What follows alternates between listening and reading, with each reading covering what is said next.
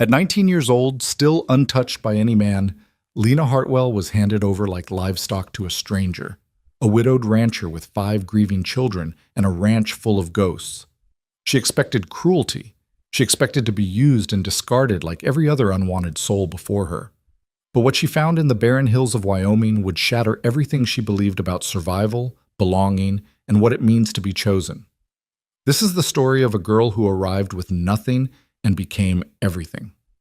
Stay with me until the end, hit that like button, and comment with your city so I can see how far this story travels. The train lurched to a grinding halt, metal screaming against metal, and Lena Hartwell's stomach twisted with it. Through the smudged window, she saw nothing but dust, endless choking dust that rose from the Wyoming plains like the earth itself was trying to erase this place from existence. The platform, if it could even be called that, was little more than weathered planks laid across packed dirt. No station house, no shelter, just emptiness stretching in every direction beneath a sky so wide it felt like punishment. Lena pressed her palm against the glass, feeling the heat radiating through despite the autumn season. Her reflection stared back, pale skin, dark eyes too large for her thin face, brown hair pulled into a braid that had come loose during the 2-day journey. She looked exactly like what she was, unwanted cargo being delivered to its final destination. "End of the line, miss." The conductor's voice carried no sympathy, just the weary tone of a man who'd seen too many young women make this particular journey and knew how most of their stories ended. Lena stood on legs that had gone numb from sitting, smoothing down the gray dress that had once belonged to her cousin. The cousin who'd married well and had no further use for cast-off clothing or cast-off relatives. The fabric was worn thin at the elbows and hem, respectable enough from a distance but revealing its poverty upon closer inspection. Much like Lena herself. She reached for her carpet bag, the only possession she'd been allowed to take. It wasn't heavy. One change of clothes, a hairbrush missing half its bristles, a book of poetry she'd stolen from her aunt's parlor the night before she left, and a small tin containing her mother's wedding ring, the only proof Lena had ever been loved by anyone. The conductor was already moving toward the next car, eager to be done with her. Lena stepped into the aisle, her boots echoing on the wooden floor. Through the windows, she caught glimpses of the other passengers, a merchant in a fine suit who'd spent the journey reading newspapers and ignoring her completely, a mother with 2 small children who'd pulled them close whenever Lena walked past, as if poverty might be contagious. The steps down to the platform were steep, and Lena gripped the railing with her free hand, feeling the splinters catch against her palm. The moment her feet touched solid ground, the heat slammed into her like a physical force. It was nothing like the humid summers of Ohio, where she'd grown up in her grandmother's house before the old woman died, and left Lena to the mercy of relatives who saw her as a burden to be shuffled between households like a piece of furniture no one quite wanted but couldn't justify throwing away. The train behind her hissed and groaned, already preparing to depart. There would be no changing her mind, no buying a ticket back to anywhere. Even if she'd had the money, which she didn't, there was nothing waiting for her in the places she'd left behind. "You the girl?" The voice came from her left, rough as the landscape, and Lena turned to face the man she'd been sold to. She didn't let herself think of it any other way because pretty words wouldn't change the truth. Her aunt had made the arrangement through a series of telegrams, each one more terse than the last. A widower needed help with his children, room and board provided, wages minimal but sufficient. Her aunt had presented it as opportunity, but Lena had read between the lines. Here was a chance to be rid of an unwanted niece without the guilt of turning her out into the streets entirely. Jonah Pierce was not what she'd expected, though she'd be hard-pressed to say exactly what she had expected. He was tall. She had to tilt her head back to meet his eyes, with the kind of build that came from decades of physical labor. His face was weathered, carved by sun and wind into hard planes and deep lines. He might have been 40 or 50 or ageless in the way men became when the land had worked them over thoroughly. His hair, dark brown shot through with gray, needed cutting. His clothes were clean but worn, patched in places with stitches that showed care if not skill. But it was his eyes that caught her attention. Blue, like winter ice, and carrying an exhaustion so profound it seemed to radiate from him like heat from sun-baked stone. "Yes, sir." Lena's voice came out steadier than she felt. Lena Hartwell. He nodded once, a short jerk of his chin that might have been acknowledgement or dismissal. His gaze swept over her, taking in her slight frame, her worn dress, the carpet bag that held everything she owned. Whatever assessment he was making, his expression didn't change. Jonah Pierce. He gestured toward a wagon waiting in the shade of the platform's overhang, the only shade visible for miles. We've got a 2-hour drive ahead. Best get started before the heat gets worse.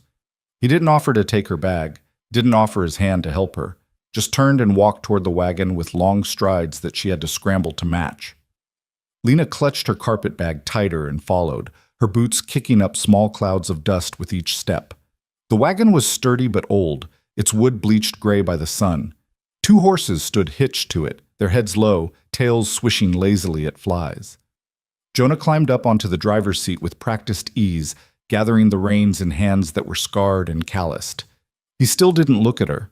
Lena eyed the wagon's height, the gap between the ground and the seat that seemed suddenly insurmountable in her long skirts. Before she could figure out the logistics, Jonah spoke without turning his head. There's a step. Left side. She found it, a small wooden block nailed to the wagon's side, and used it to haul herself up. The seat was sun-warmed through her dress, and she had to shift to find a spot where a protruding nail wouldn't tear the fabric. She set her bag at her feet and folded her hands in her lap, fingers intertwined so tightly her knuckles went white. Behind them, the train whistle blew, a long, mournful sound that echoed across the empty land. Lena didn't turn to watch it leave. There was no point in looking back. Jonah clicked his tongue, and the horses lurched forward. The wagon wheels creaked, finding their rhythm, and the train station, such as it was, fell away behind them. Within minutes, it disappeared entirely, swallowed by the dust and distance. The silence between them stretched and settled like the dust coating everything. Lena had never been comfortable with silence, had learned early in her shuffled childhood that quiet meant people were thinking of ways to be rid of you, but she didn't know how to break it. What did one say to a man who'd purchased her services sight unseen? Thank you for the opportunity? I promise to work hard? The words all seemed equally absurd, so she said nothing, and Jonah seemed content with that. His eyes stayed fixed on the horizon, his hands steady on the reins. The only sounds were the creak of the wagon, the plodding rhythm of the horses' hooves, and the endless wind that swept across the plains like breath from some vast, invisible mouth. The land around them was unlike anything Lena had ever seen. In Ohio, there had been trees, thick forests, and carefully tended orchards. Fields, yes, but broken up by stone walls and wooden fences, by barns and houses never more than a mile apart. Here, there was nothing to break the monotony. Just grass, brown and brittle from the summer heat, rolling away in every direction. The horizon seemed impossibly distant, the sky impossibly large. It made Lena feel small in a way that had nothing to do with her circumstances and everything to do with the sheer scale of emptiness. Never been this far west before. It wasn't a question, but Lena answered anyway. No, sir. I grew up in Ohio, near Marietta. Jonah grunted, which might have meant anything or nothing. Another 5 minutes passed before he spoke again. Your people farming folk? My grandfather was a cobbler. My grandmother took in sewing. Lena hesitated, then added, They died when I was 12. I've been with relatives since then. And they sent you out here? Still not a question, but this time there was something in his tone, not quite judgment, but close to it. They had their own families to worry about. The words came out more defensive than Lena intended. She forced herself to soften her voice. I'm grateful for the opportunity, Mr. Pierce. Are you? It wasn't sarcastic exactly, but it wasn't quite believing either. Lena felt her cheeks heat and was grateful he wasn't looking at her. Your telegram said you needed help with your children. 5 of them. Jonah's jaw tightened, the only sign of emotion he'd shown since she'd arrived. Abigail's 11. Then Caleb, he's 9. Ruth 7. Micah just turned 5, and June... He paused, and when he spoke again, his voice had gone rough. June's barely 2. Lena did the math quickly in her head. The youngest child was 2, which meant, How long has your wife been gone? 15 months? The words came out clipped, final, and Lena understood she wasn't to ask more about that particular subject. 15 months. Barely more than a year, and he was already bringing in a replacement. The thought should have been bitter, but Lena found she couldn't muster the energy for bitterness. What did it matter? She was here, and there was no going back. What happened to the last girl? Lena heard herself ask, then immediately wished she could take the words back. Jonah's hands tightened on the reins. Lasted 3 weeks. Said the work was too hard, the isolation too much. Caught a ride back to town with a supply wagon and never came back. He cut his eyes toward her for the first time since they'd left the station. Before her there were 2 others, one made it a month, the other barely a week. Oh. Lena's voice came out small. I'm not a cruel man, Miss Hartwell. Jonah's attention returned to the road ahead. But I'm not a patient one either. I've got a ranch to run, cattle to manage, and 5 children who need raising. I can't keep stopping work to explain how a household runs or to comfort girls who thought frontier life would be some kind of adventure. You'll work hard. The children can be difficult. The house needs a firm hand. He paused. If you're going to run, better to do it now than after I've wasted time trying to train you. Anger, bright and unexpected, flared in Lena's chest. She'd spent 19 years being passed from relative to relative, each one making it clear she was a burden, an obligation, a problem to be solved. She'd been grateful for scraps, apologetic for existing, so careful to make herself small and useful and invisible. And still, it had never been enough. I'm not going to run? Her voice came out harder than she'd intended, sharp enough that Jonah's eyebrows rose slightly. I've got nowhere to run to, Mr. Pierce. Whatever you and your children need, I'll provide it. I don't scare easily, and I'm not afraid of hard work. She lifted her chin. What I'm afraid of is being sent back to people who don't want me. So if you're looking for someone who'll stay, you found her. Silence fell again, but this time it felt different, charged somehow.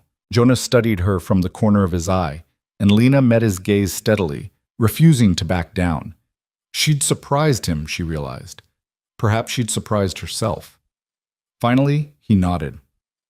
Fair enough. They drove on. The sun climbed higher, turning the wagon seat into a griddle. Sweat trickled down Lena's back, soaking into her dress. Her throat grew parched, and she eyed the canteen hanging from the side of the wagon seat, wondering if asking for water would make her seem weak.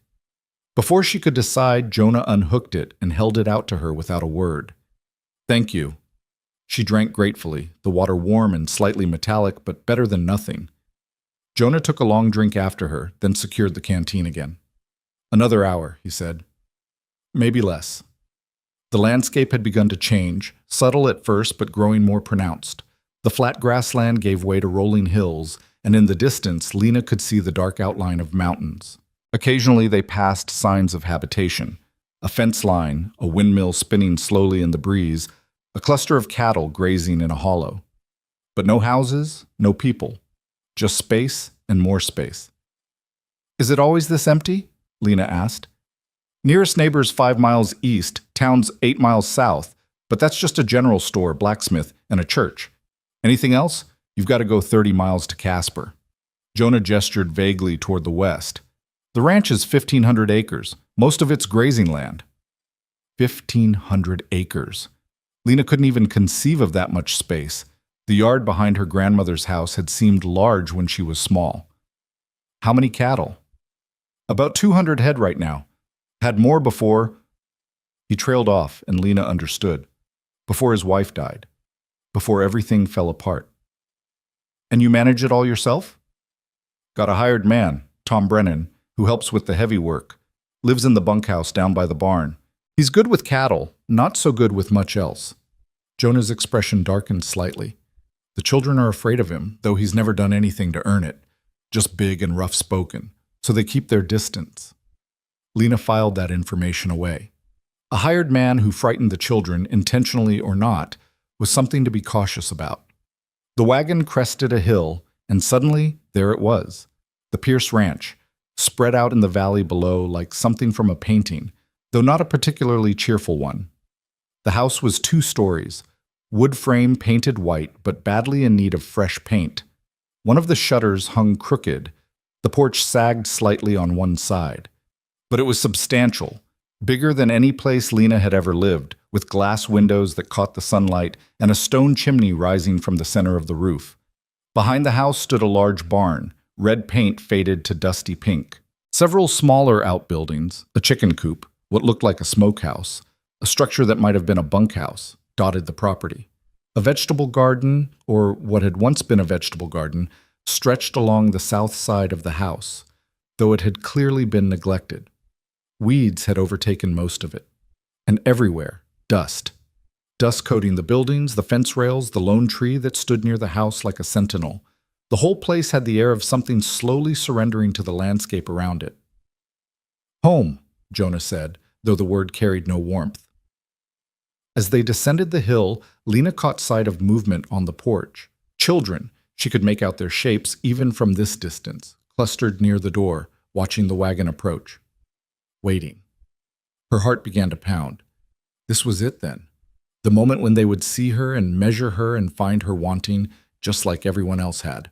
She straightened her spine, smoothed her hands over her dress one more time, and tried to look like someone worth keeping. The wagon rolled into the yard, chickens scattering with indignant squawks. Jonah pulled the horses to a stop and set the brake, but he didn't immediately climb down. Instead, he sat for a moment staring at the house, his expression unreadable. "They'll test you," he said quietly. "They've learned not to get attached. 3 women in 15 months, they've learned." "I understand. Do you?"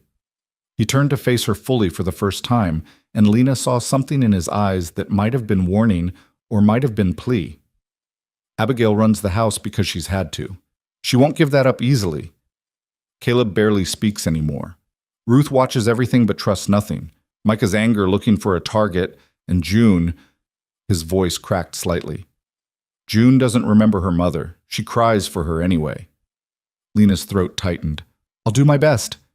"Your best might not be enough." Jonah climbed down from the wagon, his boots hitting the ground with a solid thud. "But I suppose we'll find out." He didn't help her down, and Lena didn't expect it. She grabbed her carpet bag and used the step, her legs stiff from the long ride. The moment her feet touched the ground, she became aware of the silence. The children on the porch had gone still, 5 pairs of eyes fixed on her with an intensity that made her skin prickle. Jonah walked toward the porch, and Lena followed, her bag clutched in front of her like a shield. As they got closer, the children's faces came into focus, and Lena's heart clenched with an emotion she couldn't quite name. The oldest girl, Abigail, stood at the front of the group, her posture rigid, her chin lifted in challenge. She had her father's dark hair and blue eyes, but where his face showed exhaustion, hers showed something harder, determination carved into features too young to carry such weight. She wore a faded blue dress that had been let out so many times the original hemline was visible beneath the added fabric. Her hands were red and chapped, a woman's hands on a child's arms. Behind her stood a boy who had to be Caleb, thin and wary, with brown hair falling into eyes that darted between his father and Lena without settling on either. He held himself apart from the others, as if he'd already decided that distance was safer than connection. Ruth, smaller and quieter, pressed herself against the doorframe. Her hair, lighter than her siblings, had been braided by inexperienced hands, wisps escaping around her face. She sucked on 2 fingers, a habit she was probably too old for, and stared at Lena with huge, solemn eyes. Micah stood with arms crossed, his whole body radiating hostility. He was a miniature version of his father, right down to the stubborn set of his jaw, and Lena could see the anger Jonah had mentioned simmering just beneath the surface. His clothes were dirty, his face smudged, and he looked like he hadn't allowed anyone to properly wash him in weeks. And in Abigail's arms, resting on her hip with the ease of long practice, was June. The baby, though at 2, she was hardly a baby anymore, stared at Lena with her mother's face. Lena knew this without being told, could see it in the fine bones, the delicate features that stood in sharp contrast to her older siblings' more angular faces. June's thumb was in her mouth, her free hand twisted in Abigail's braid. "Children," Jonah said, his voice formal, careful, "this is Miss Hartwell. She's come to help around the house." "Like the others," Micah said, his young voice heavy with scorn. "Micah." There was warning in Jonah's tone, But the boy just shrugged, unrepentant. Lena stepped forward, setting down her bag so she could face them properly. "Not like the others," she said quietly. "I'm going to stay." "That's what they all said." This from Abigail, her voice high and clear and absolutely certain. "You'll leave too, they always do." The pain in those words, the betrayal, the resigned acceptance of abandonment nearly broke something in Lena. She'd heard that same tone in her own voice, in the mirror dark hours when she'd allowed herself to feel the weight of being unwanted. These children knew what she knew, that people left, that love was conditional, that you could never quite be good enough to make them stay. "You're right," Lena said, and saw surprise flicker across Abigail's face. "I'm a stranger, and you have no reason to trust me, but I'm going to tell you something true, and you can believe it or not as you choose." She met each child's eyes in turn, even Caleb's, even Ruth's. "I have nowhere else to go, no family who wants me, no home waiting for me somewhere else. This is my last chance. Do you understand? Your father hired me when no one else would have me, so I'm going to work harder than anyone you've ever seen, and I'm going to stay until you're sick of looking at me, and even then I'll stay. Because I've spent my whole life being the person nobody wanted, and I'm done with it." Silence. The wind rattled through the eaves of the house. A crow called from somewhere beyond the barn. Then June, surprising everyone, reached out from Abigail's arms. Her small hand stretched toward Lena, fingers opening and closing in the universal gesture of a child asking to be held. "June, no!" Abigail started, but Lena was already moving, her body responding before her mind could catch up. She took the little girl carefully, supporting her weight, and June came willingly, settling against Lena's shoulder with a sigh that spoke of desperate, bone-deep exhaustion.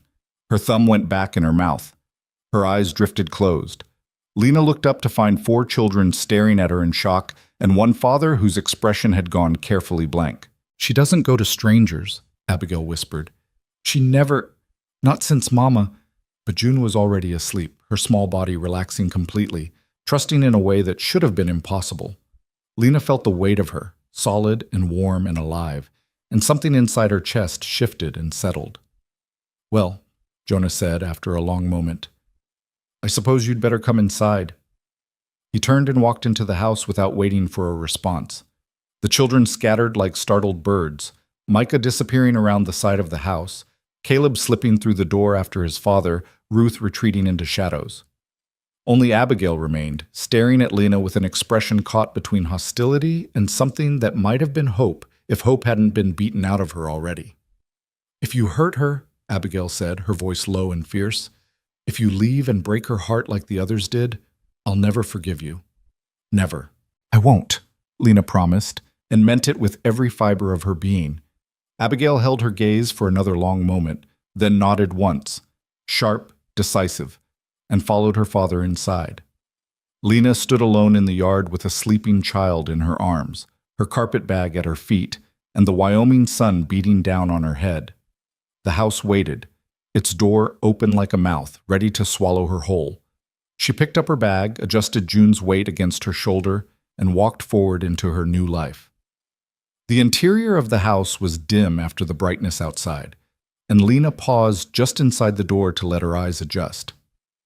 The front room served as a parlor with worn furniture arranged around a cold fireplace, a settee with faded upholstery, 2 wooden chairs, a rug that had once been colorful but was now beaten into submission by years of boots and weather.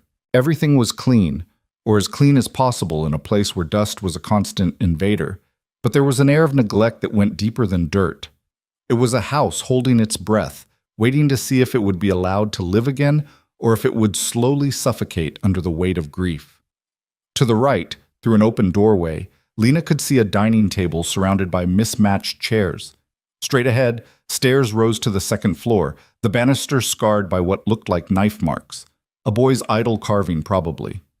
To the left, another doorway led to what had to be the kitchen. Jonah had disappeared somewhere, but Abigail stood in the dining room doorway, watching Lena with that same unsettling intensity. "June's room is upstairs," she said. "First door on the right. You can put her down for her nap." Lena nodded and moved toward the stairs, each step creaking under her weight. The second-floor hallway was narrow, with doors opening off both sides. She found the first door on the right and pushed it open carefully. The room was small but serviceable, with a narrow bed pushed against one wall and a crib against the other. Too small for June now, but clearly she hadn't transitioned fully to the bed yet. A wooden chest sat beneath the single window, and a rag rug covered the center of the floor. On the wall above the crib hung a sampler, cross-stitched in careful letters. "Bless this child, June Elizabeth Pierce, born March 14th, 1852. Lena's throat tightened. March 14th. Less than a month before June's mother died, if Jonah's timeline was correct. This woman had stitched this blessing for her daughter while pregnant, or perhaps in those first exhausting weeks of new motherhood, never knowing she had only weeks left with her baby girl. Carefully, Lena laid June in the bed, pulling a thin quilt over her. The child stirred slightly but didn't wake, her thumb still firmly in her mouth. In sleep, she looked even younger, heartbreakingly vulnerable. Lena stood for a moment, watching her breathe, then forced herself to turn away. There would be time for tenderness later, or there wouldn't be. Either way, she had work to do. Abigail was waiting at the bottom of the stairs, her expression unreadable. "I'll show you the rest of the house," she said, not quite offering, not quite ordering. "Thank you." The tour was brief and efficient. Kitchen, large but poorly organized, with dishes stacked haphazardly and a cast-iron stove that had seen better days. Pantry, half empty, supplies clearly running low. Back room for washing, with a pump that Abigail demonstrated grudgingly, and a large copper tub hanging on the wall. The necessary was outside behind the house. Upstairs, 4 bedrooms besides June's, Jonah's, at the far end of the hall, door closed, and Abigail didn't offer to open it.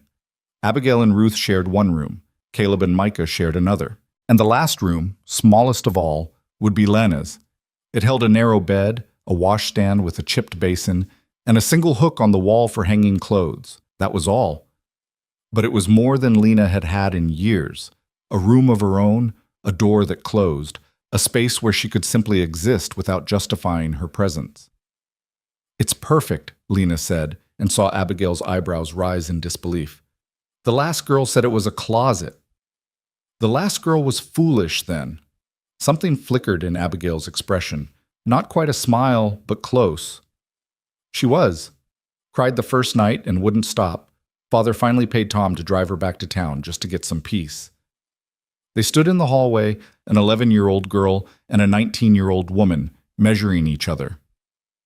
"What do you need me to do?" Lena asked. Abigail blinked. "What?" "Right now, today, what needs doing most?" Abigail's certainty wavered. "Dinner. We need dinner. I was going to make beans and cornbread, but we're low on cornmeal, so maybe just beans, or—" "Show me what we have," Lena interrupted gently. "We'll figure it out together." "Together? Unless you'd rather I stumble around your kitchen making a mess of things while you watch." Lena raised an eyebrow. "I'm a decent cook, but I don't know where anything is or how your stove heats. Seems like I could use a teacher." It was the right thing to say. Abigail's spine straightened slightly, some of the defensive hostility easing from her shoulders. "I suppose I could show you, just this once." "Just this once," Lena agreed solemnly. They went downstairs together. The kitchen, in the light of late afternoon, showed its age and wear even more clearly.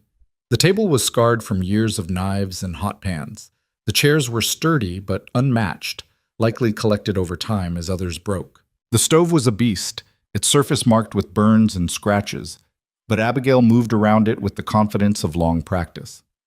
"We've got beans, pintos. I soaked them last night. Salt pork in the cold cellar, but not much. Flour, but like I said, the cornmeal's nearly gone. Some onions, a few potatoes that are starting to sprout, but they're still good." Abigail rattled off the inventory without looking, her hands already pulling out what they needed. "There's a chicken we could kill, but Father likes to wait until we've got company or a Sunday."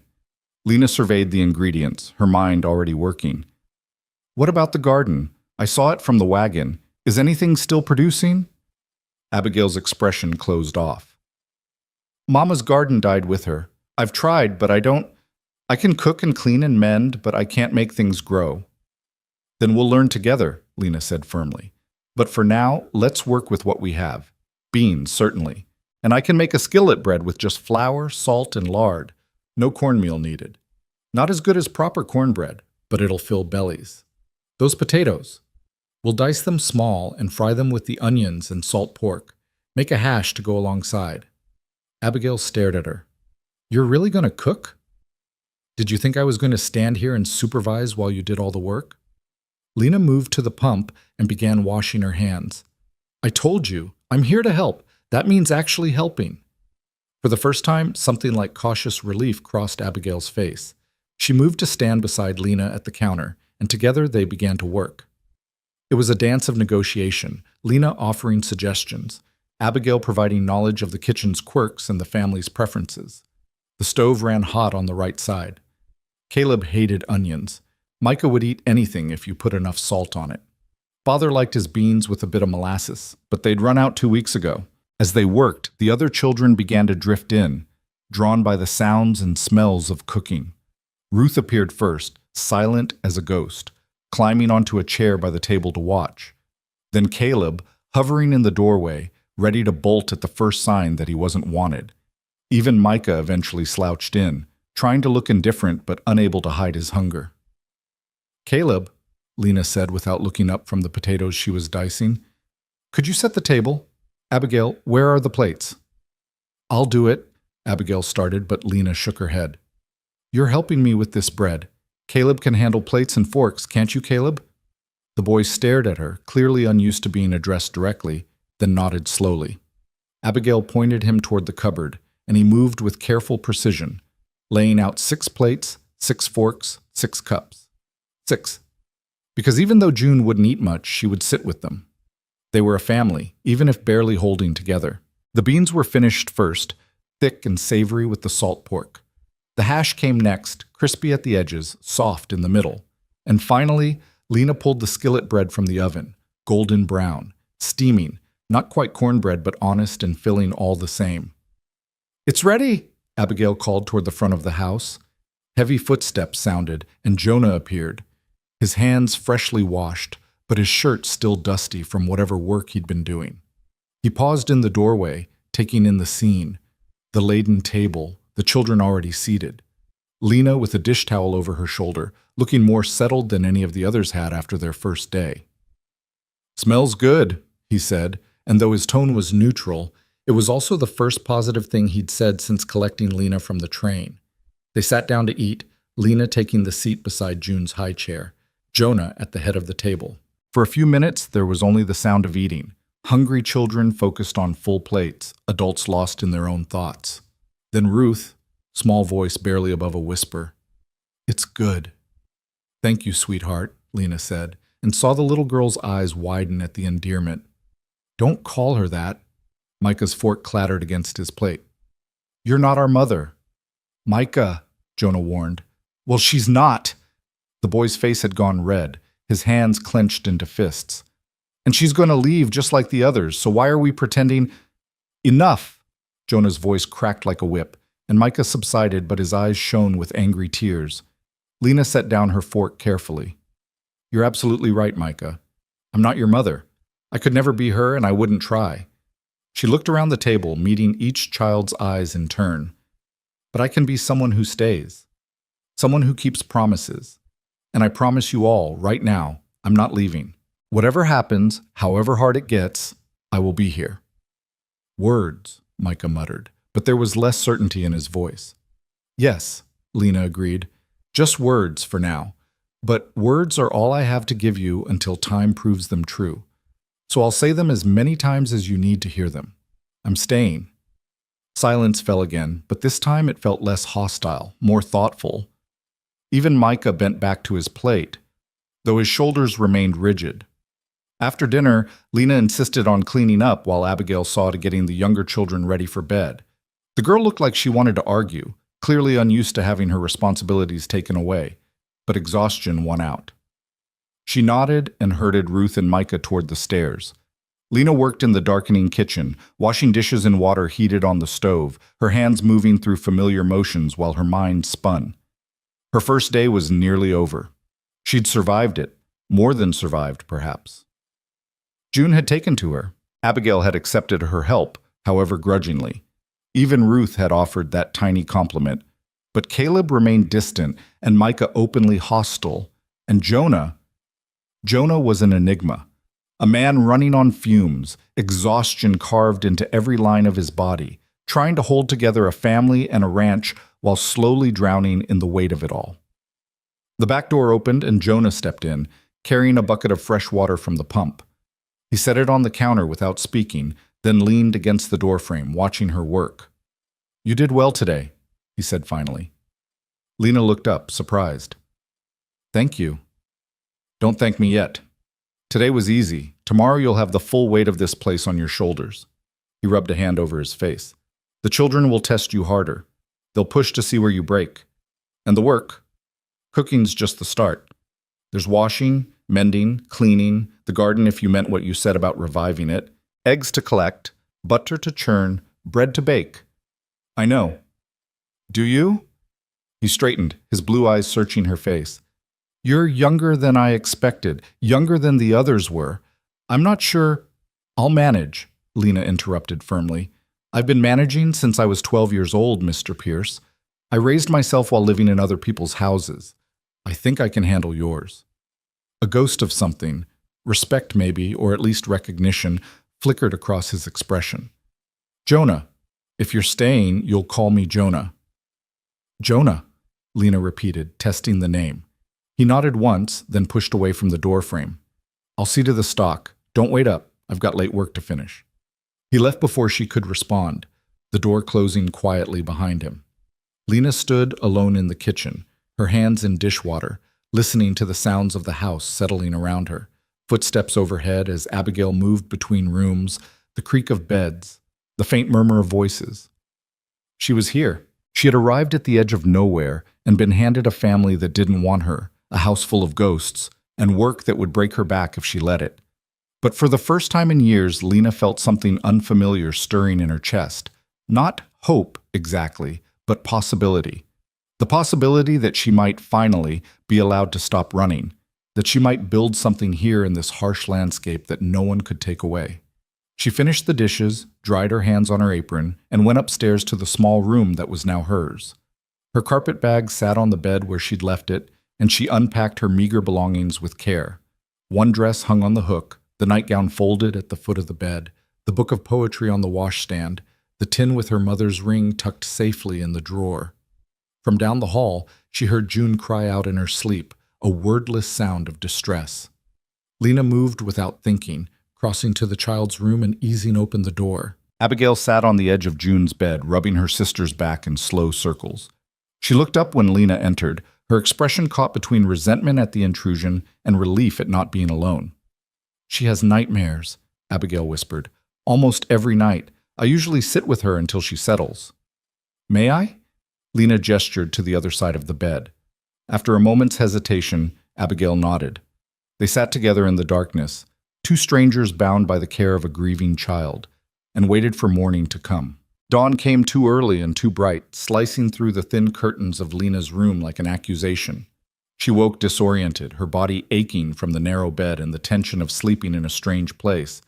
For a moment she didn't remember where she was. Then it all came rushing back. Wyoming, the ranch, 5 children and a widowed man who'd taken her on as a last resort. She dressed quickly in the dim light, braiding her hair with practiced efficiency and splashing cold water on her face from the basin. Her second dress, the only other one she owned, was nearly identical to yesterday's, just a slightly darker shade of gray. She smoothed it down and took a breath, steeling herself for whatever this day would bring. The house was silent as she made her way downstairs, but it was the silence of a place waiting, not sleeping. Lena had learned to read the quality of quiet in all the houses she'd lived in. This one hummed with awareness, like a held breath. The kitchen was exactly as she'd left it the night before, clean and orderly. Lena moved to the stove and began building a fire, grateful that Abigail had shown her where the kindling was kept. The cast-iron beast took time to heat, but she'd worked with worse. While she waited, she investigated the pantry more thoroughly than she'd had time for yesterday. The shelves told a story of gradual decline. Jars of preserved vegetables from previous years sat in the back, their contents darkening with age, too old to trust now. A sack of flour, perhaps 20 pounds left. Dried beans in abundance, at least. Salt pork wrapped in cheesecloth. A small jar of precious sugar, nearly empty. No coffee, she noted. Jonah must have given that up months ago. You're up early. Lena turned to find Jonah in the doorway, his hair damp from washing, his shirt buttoned but untucked. He looked marginally more rested than he had yesterday, though the shadows under his eyes suggested sleep was still a rare commodity. Habit, Lena said. My aunt believed idle hands were the devil's workshop. I was expected to be up before the household, ready to work. Your aunt sounds like a hard woman. She was practical. Lena kept her tone neutral. She had her own family to care for. I was an extra mouth to feed. Jonah moved to the water bucket and dipped himself a cup, drinking it down in one long swallow. What's for breakfast? I was thinking biscuits, if we can spare the lard. Maybe gravy from the salt pork drippings. There are eggs? Chickens should have laid by now. Abigail usually collects them, but I'll get them, Lena interrupted. Where's the basket? He pointed to a hook by the back door where a woven basket hung. Coop's behind the house. Watch for the rooster. He's mean. Lena took the basket and stepped out into the morning. The air was already warm, promising another scorching day, but for now it was almost pleasant.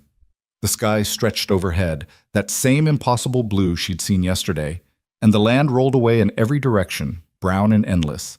The chicken coop was smaller than she'd expected, housing perhaps a dozen hens and one large, aggressive-looking rooster who eyed her with clear suspicion. Lena had collected eggs before. Her grandmother had kept chickens, so she knew the trick was to move confidently, not giving the birds time to mount a defense. She gathered 7 eggs, warm and brown, before the rooster made his move. He came at her in a flurry of feathers and indignation, and Lena did what her grandmother had taught her. She kicked her skirt at him and stood her ground. The rooster retreated, affronted, and Lena made her escape with her eggs intact. Back in the kitchen, Jonah watched her return with something that might have been amusement. You've done that before. My grandmother believed everyone should know how to work. Lena set the basket on the counter and began checking each egg for cracks. She wasn't sentimental about it, but she was thorough. She raised you? Until I was 12, then she died, and I became everyone else's problem. Lena cracked eggs into a bowl, her hands steady. May I ask you something? Jonah's expression became guarded. Depends on what it is. The children's mother, what was her name? Silence stretched between them, so long that Lena thought he wouldn't answer. Then quietly, Sarah. Sarah Pierce, born Sarah Whitmore. She was 28 when she died. How did it happen? Childbed fever. His voice had gone flat, emotionless, in the way of people protecting themselves from feeling too much. June was born healthy, but Sarah started burning up 2 days later. The fever took her within a week. There wasn't anything to be done. No doctor within 30 miles, and even if there had been... He trailed off, staring at nothing. I'm sorry, Lena said softly. Don't be sorry, just don't ask me about her again. He set his cup down harder than necessary. I've got work to do. Breakfast in an hour? Yes. He left without another word, and Lena heard the front door close, then his footsteps crossing the yard toward the barn. She stood alone in the kitchen, holding a bowl of beaten eggs, feeling the weight of the name she'd been given. Sarah. The children's mother had been Sarah, and now Lena was here, trying to fill a space that could never really be filled. She pushed the thought aside and focused on what she could control, making breakfast. The biscuits came together quickly, her hands remembering the proportions, even though it had been months since she'd baked. While they cooked, she made gravy, stretching the salt pork drippings with flour and milk, seasoning it until it tasted like something worth eating. The children appeared one by one, drawn by the smell of food. Abigail first, with June on her hip and Ruth trailing behind like a shadow. Then Caleb, silent and watchful. Micah came last, his hair uncombed, his attitude already defensive. Sit down, Lena said, not looking up from the stove. Breakfast is almost ready. They sat without argument, which Lena took as progress. She served them each a plate. 2 biscuits, gravy, a portion of the scrambled eggs, and watched as they fell on the food with the single-minded intensity of children who'd learned not to take meals for granted. "It's good," Ruth whispered again, and this time Micah didn't contradict her. After breakfast, Abigail lingered while the other children scattered.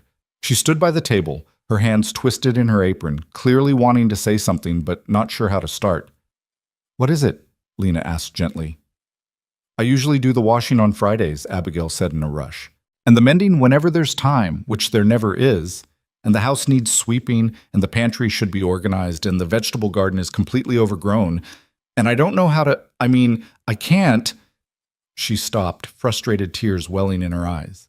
Lena set down the dish she'd been washing and turned to face the girl fully. "Abigail, how long have you been running this household?" "Since Mama died, almost from the first day." Abigail's voice shook. "Miss Caroline, the first woman Father hired. She was supposed to help, but she spent most of her time complaining and crying. So I did what needed doing. Then she left, and Miss Mary came, and she tried harder, but everything frightened her. Then Miss Patricia, who barely lasted a week before she said she couldn't bear it anymore. And through all of that, you kept this house running." "I had to. Father was drowning in the ranch work, and the children needed someone, and I'm the oldest, so you became the mother," Lena finished softly. "At 11 years old, you took on a full-grown woman's work." Abigail nodded, the tears spilling over now. "But I can't do it anymore. I'm so tired, Miss Hartwell. I'm so tired, and I don't know how to ask for help because every time I start to depend on someone, they leave." Lena crossed the kitchen in 3 steps and pulled the girl into her arms. Abigail resisted for a moment, her body stiff with the habit of self-reliance, then collapsed against Lena's shoulder and wept. Great gasping sobs that spoke of months of held-back grief and fear and exhaustion. Lena held her and said nothing because there was nothing to say that would make it better. She just held on while Abigail cried herself empty.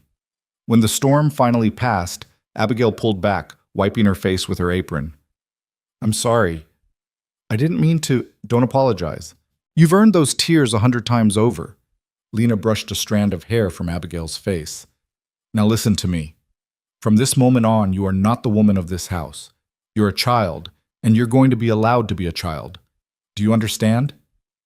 But someone has to—" "I will handle the household," Lena said firmly. "Cooking, cleaning, mending, all of it. You will help me, yes, because children should learn these skills and because I'll need your knowledge of how things work here. But the responsibility isn't yours anymore. It's mine." Abigail stared at her. "You mean it?" "I do. In fact, I'm going to need you to teach me something this morning." "Teach you what?" "How to work that monster of a stove without burning down the kitchen," Lena said, gesturing at the cast-iron beast. "You know its temperament better than anyone. Will you show me?"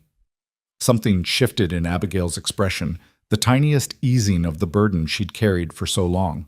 "The right side runs hotter than the left," she began, moving toward the stove. "And the oven door doesn't seal properly on the bottom, so you have to rotate whatever you're baking halfway through." They spent the next hour going through the kitchen together, Abigail explaining every quirk and system she'd developed, Lena listening and learning and asking questions that made it clear she valued the girl's expertise. By the time they finished, Abigail was standing straighter, her voice steadier. "What about the garden?" Abigail asked. "You said yesterday we'd learn together, but I've killed everything I've tried to grow. I don't think—" "Then we'll start small," Lena interrupted. "Not a whole garden at first, just one bed cleared and replanted, something manageable. And we'll do it together, so if it fails for both of us." "When?" "This afternoon, if it's not too hot. But first I need you to show me where your mother kept her household notes." Abigail's eyes widened. "How did you know about those?" "Because I saw how organized things were despite the chaos," Lena said. "Someone taught you well, which means someone wrote things down." "Where did she keep them?" Abigail led her upstairs to the master bedroom, Jonah's room. The door was closed, and Abigail hesitated before opening it, as if crossing a threshold that had been forbidden. The room was sparse and painfully neat. A large bed, carefully made, a wardrobe, a dresser with a small mirror, and on the dresser, a wooden box carved with flowers. "Mama kept everything in there," Abigail whispered. "Recipes, household schedules, notes about the children. Father hasn't touched it since she died. I didn't think I was allowed to look. May I? Abigail nodded, and Lena crossed to the dresser. She opened the box with reverent hands and found exactly what she'd hoped for: a woman's careful record of her life, recipes written in neat script, a household schedule broken down by day and season, notes about each child's preferences, fears, habits, a ledger recording household expenses, and tucked in the bottom, letters, correspondence between Sarah and her mother, her sisters, friends from back east. Lena closed the box carefully and turned to find Abigail watching her with something like desperation. "What are you going to do with them?" the girl asked. "I'm going to read them," Lena said honestly. "I'm going to learn from them. Your mother understood this house and these children in ways I never could, not having been here. If I'm going to help this family, I need to understand what she knew." She paused. "Would that be all right with you?" Abigail's throat worked as she swallowed hard. The other women, they never asked about Mama. They tried to pretend she'd never existed. Then the other women were fools. Lena picked up the box. "Your mother built something here, Abigail. I'm not going to pretend it never happened. I'm going to honor it by learning from it." The girl's face crumpled again, but this time she mastered herself, blinking back the tears. "Thank you," she managed. They went back downstairs together, and Lena set the box on the kitchen table.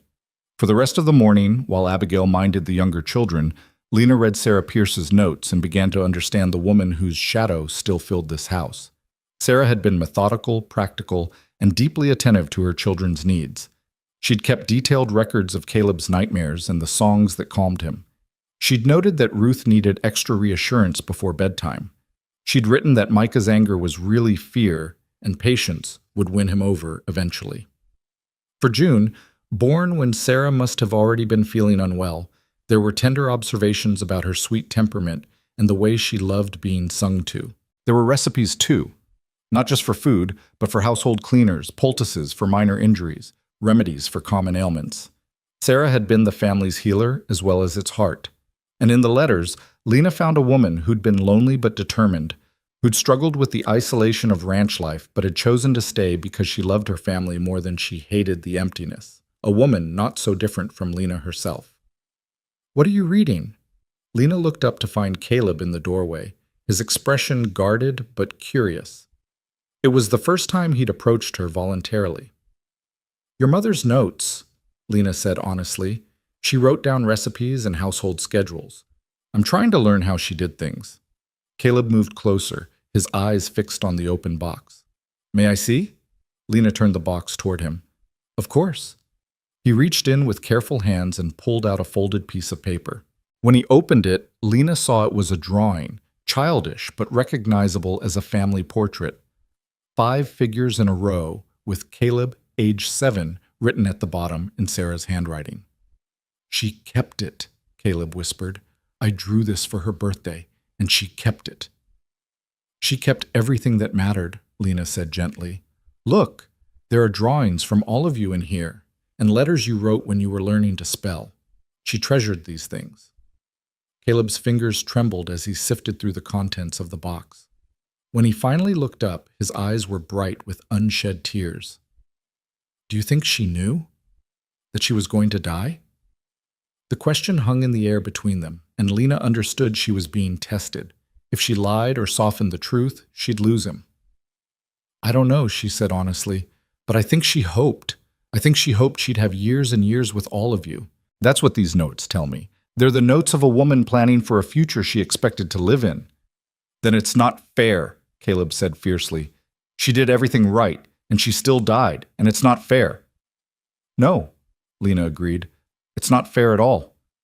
They sat together in silence, a boy grieving his mother and a woman who'd never known her own, connected by the contents of a wooden box and the understanding that fairness was a luxury neither of them had been granted. "Will you read to us?" Caleb asked suddenly. "At night, before bed, Mama used to read to us. Abigail tries sometimes, but she's too tired and her voice gets all rough. Would you read to us?" Lena's throat tightened. "I'd be honored. What did your mother read?" "Bible stories, mostly, and sometimes poetry, though Micah said it was boring." Caleb almost smiled. Do you know any poetry? Some.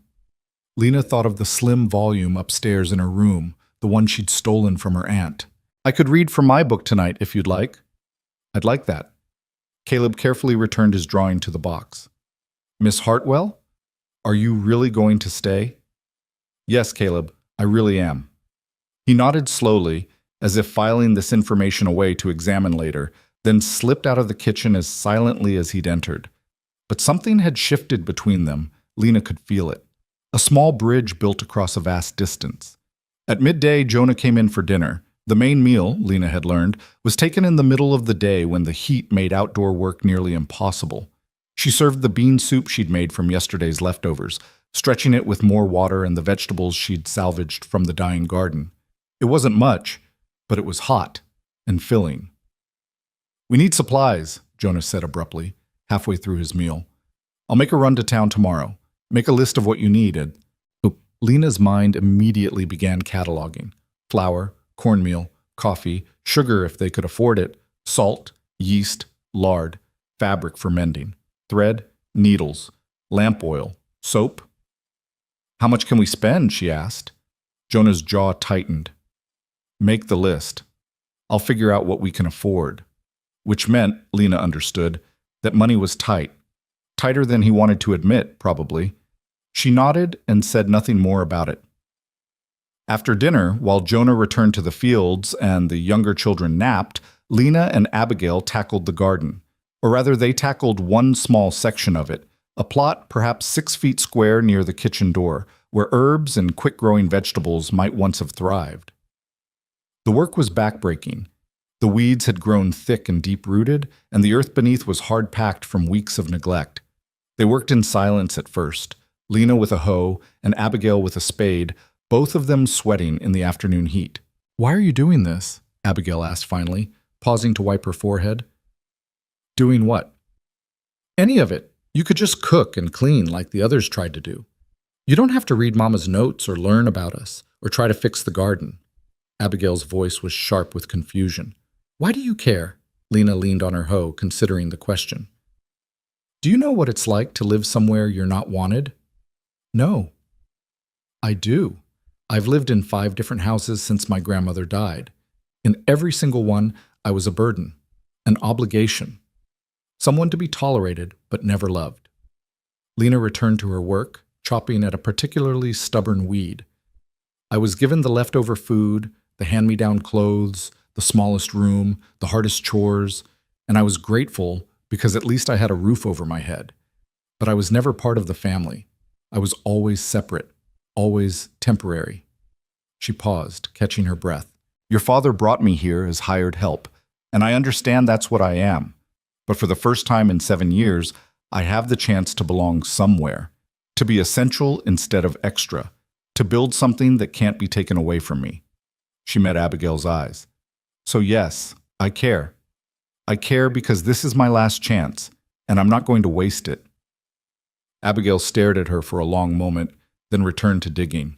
But when she spoke again, her voice was softer. Mama would have liked you.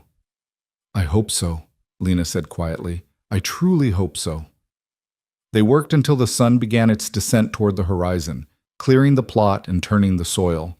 It wasn't much, just one small square of earth reclaimed from chaos. But it was a beginning. That evening, after supper, Lena gathered the children in the front room. June sat in her lap, thumb in mouth, already drowsy.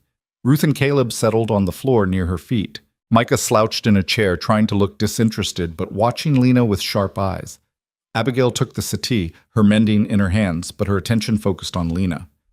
Your brother asked if I would read to you, Lena said, pulling out her book of poetry. This is what I have. It's not the Bible, but it tells stories all the same. She opened to a familiar page and began to read. Wordsworth's Daffodils, her grandmother's favorite. Her voice filled the room, steady and clear, painting pictures of golden flowers and dancing clouds.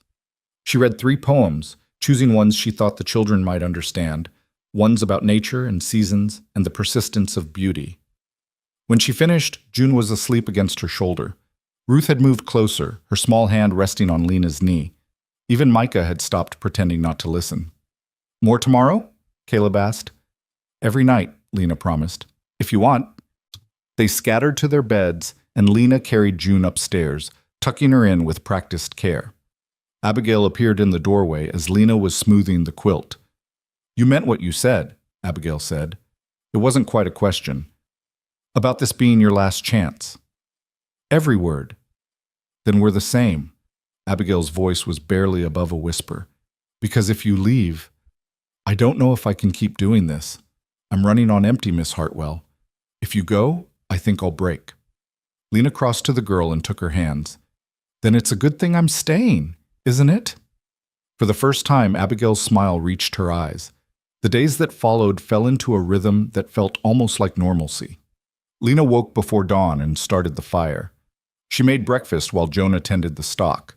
She fed the children, cleaned the kitchen, and then tackled whatever task the household demanded.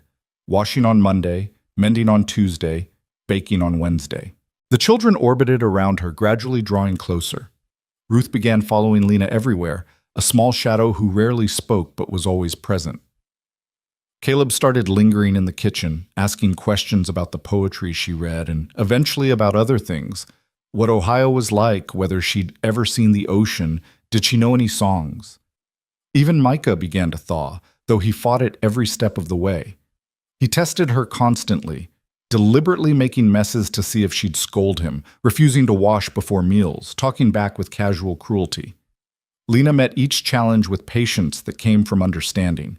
She'd been an angry child too once. She knew that anger was just fear wearing armor. On the fourth day, Jonah made his supply run to town. He left before dawn and returned as the sun was setting, his wagon loaded with provisions. He'd bought everything on Lena's list and more. Fabric for new dresses for the girls, a peppermint stick for each child, even coffee, which he'd said they couldn't afford. You've earned it, was all he said when Lena protested. That night, after the children were asleep, Lena found him on the porch, staring out at the dark land. She brought him coffee, brewed strong the way Sarah's notes said he liked it. Thank you, he said, accepting the cup. For the supplies. For everything. You're paying me. Barely. Jonah's laugh was bitter. Room and board and $5 a month. It's an insult, and we both know it. It's more than I had before, Lena said honestly. She sat down on the porch steps, leaving space between them. May I ask you something? He tensed.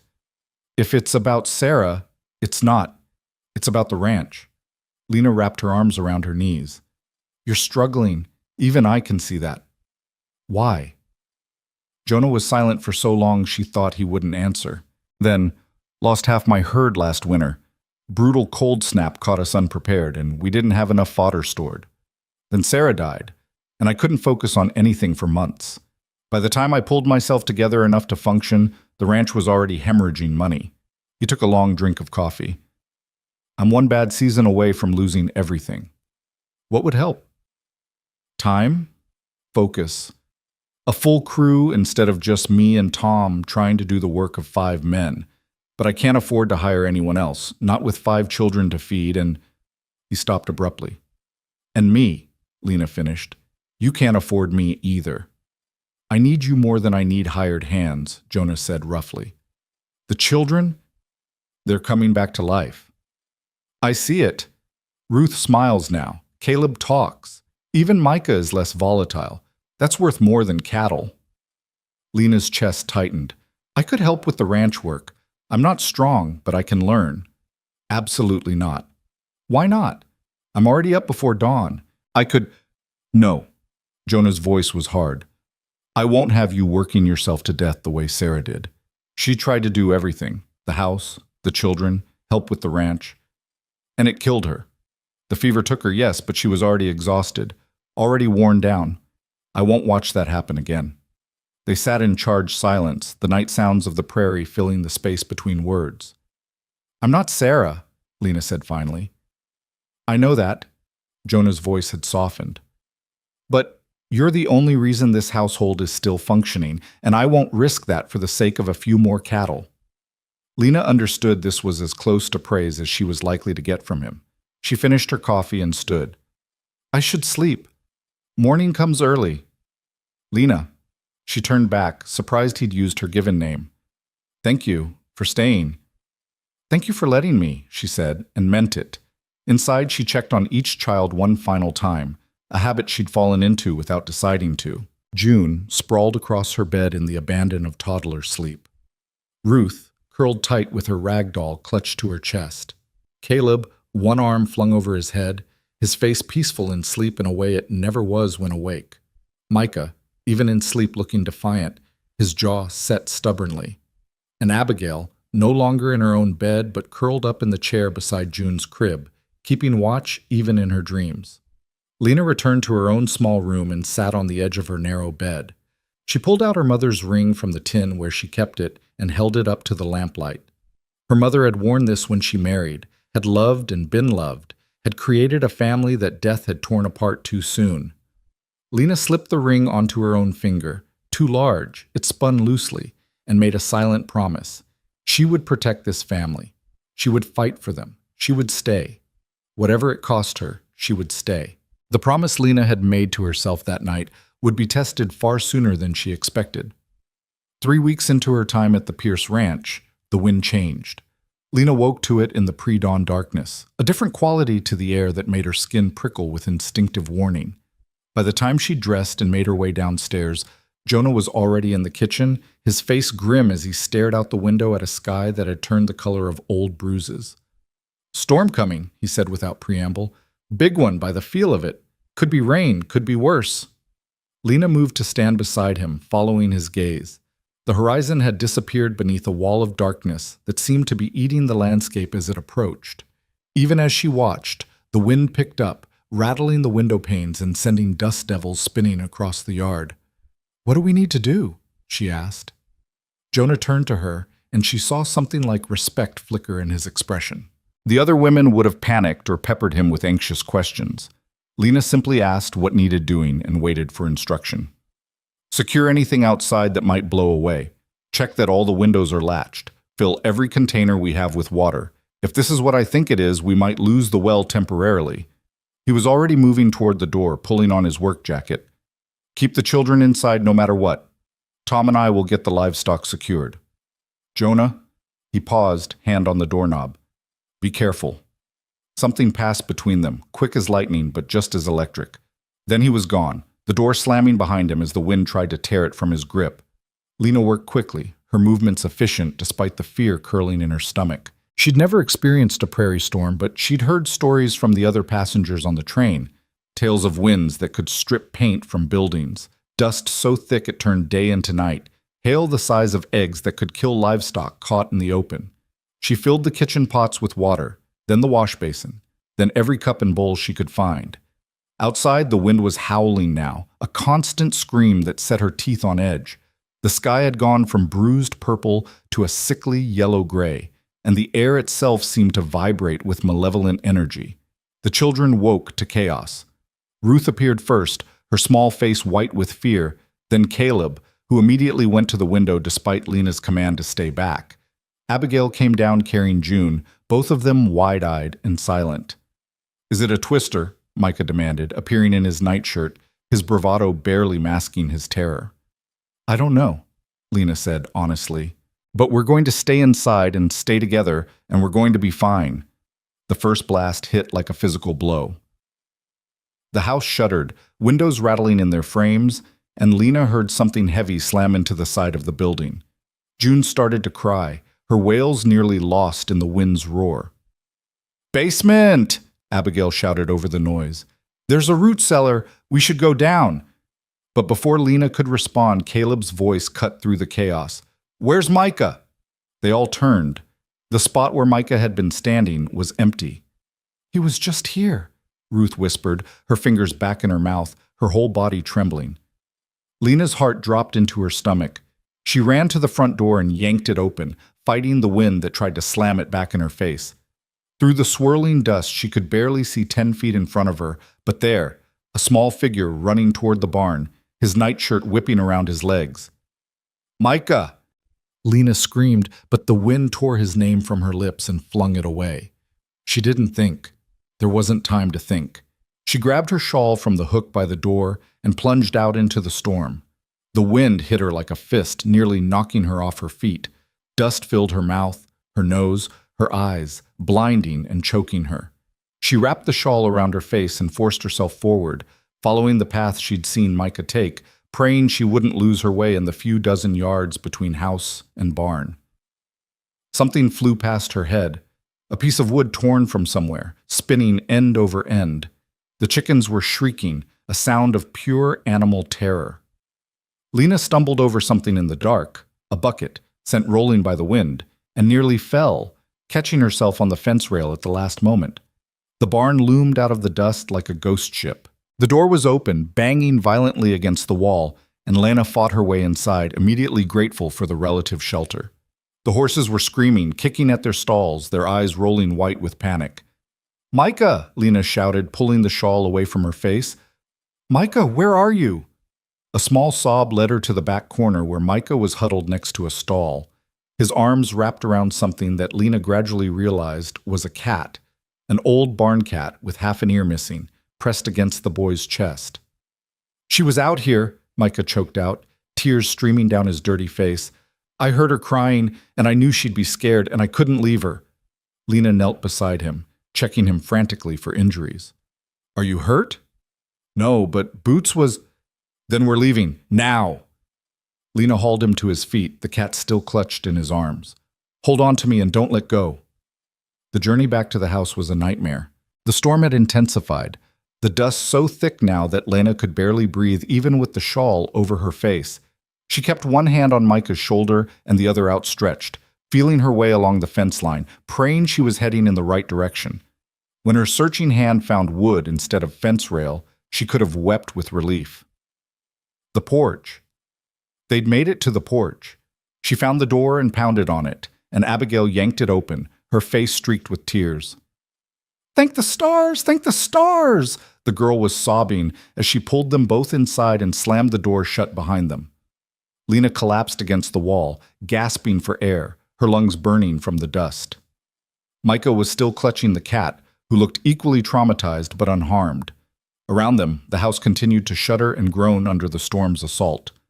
"Don't you ever," Lena managed between coughs, grabbing Micah's shoulder, "ever do something like that again.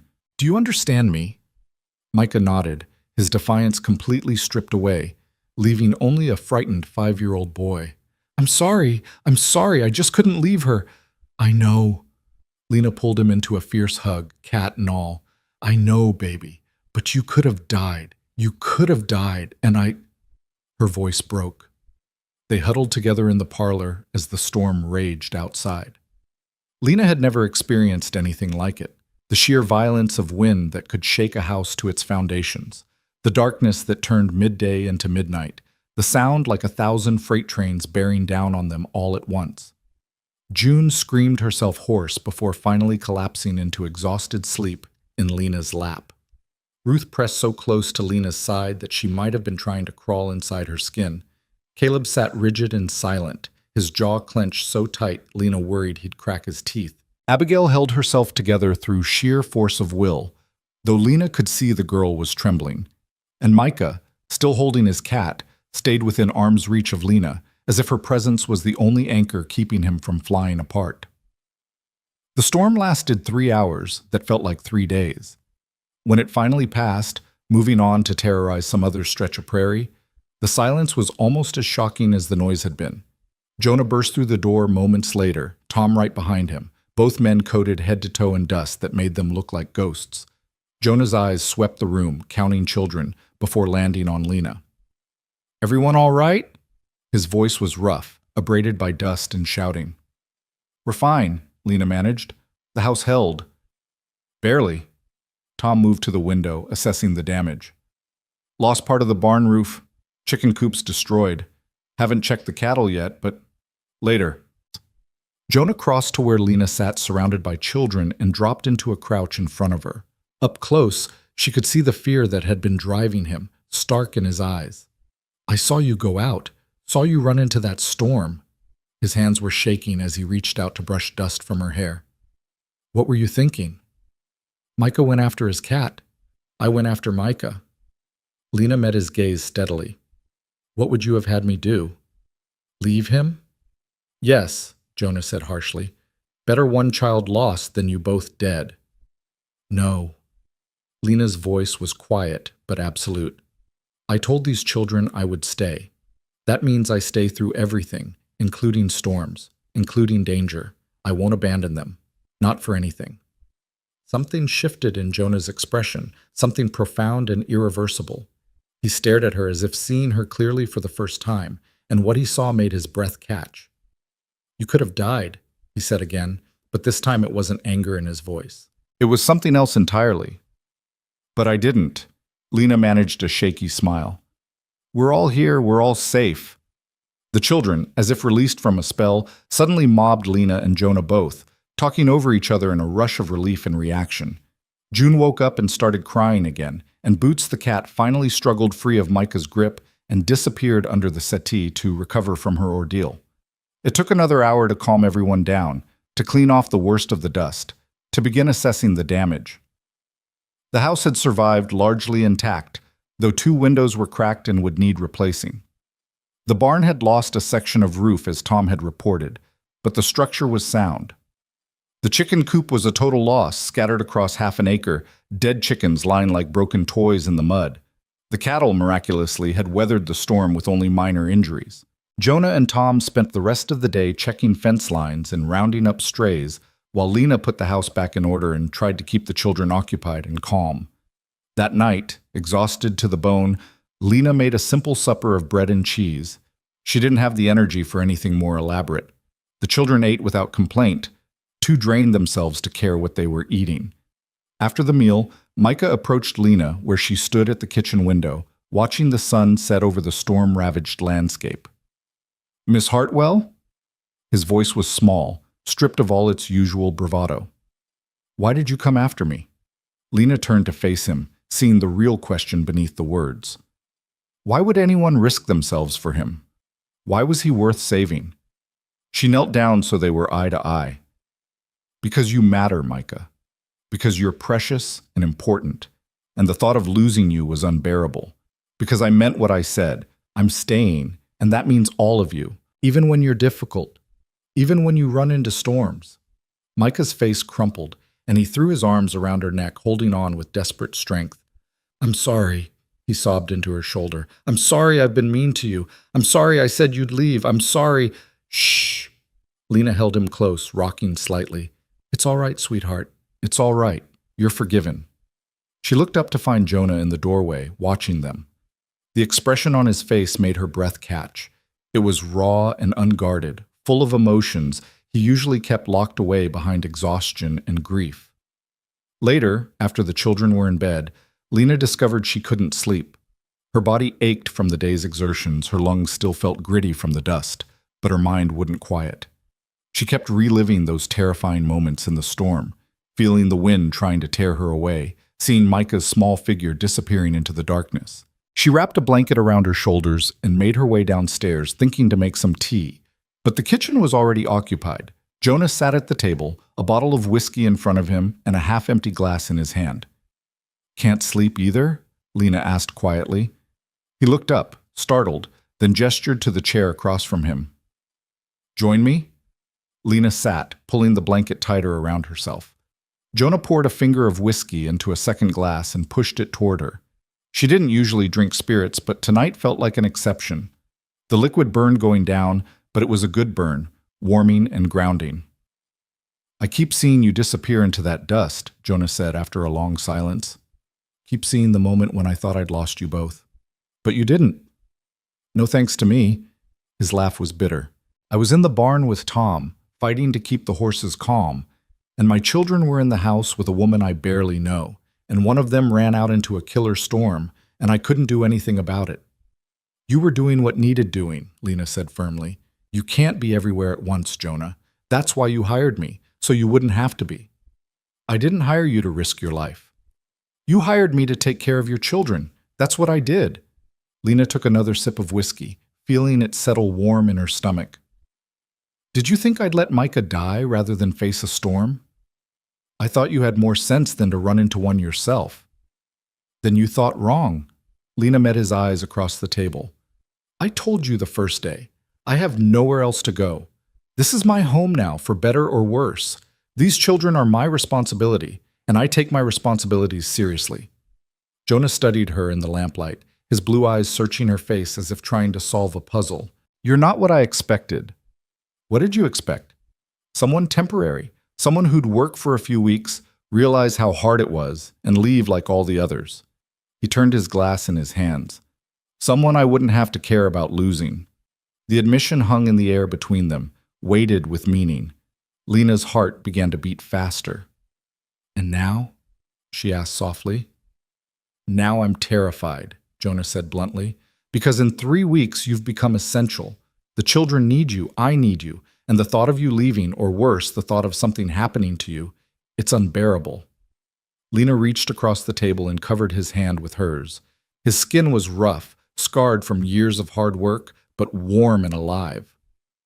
"Then it's a good thing I'm not going anywhere." Jonah turned his hand over, lacing his fingers through hers. The gesture felt momentous, a crossing of some invisible boundary they'd both been carefully maintaining. "You say that now, but you haven't seen a real winter yet.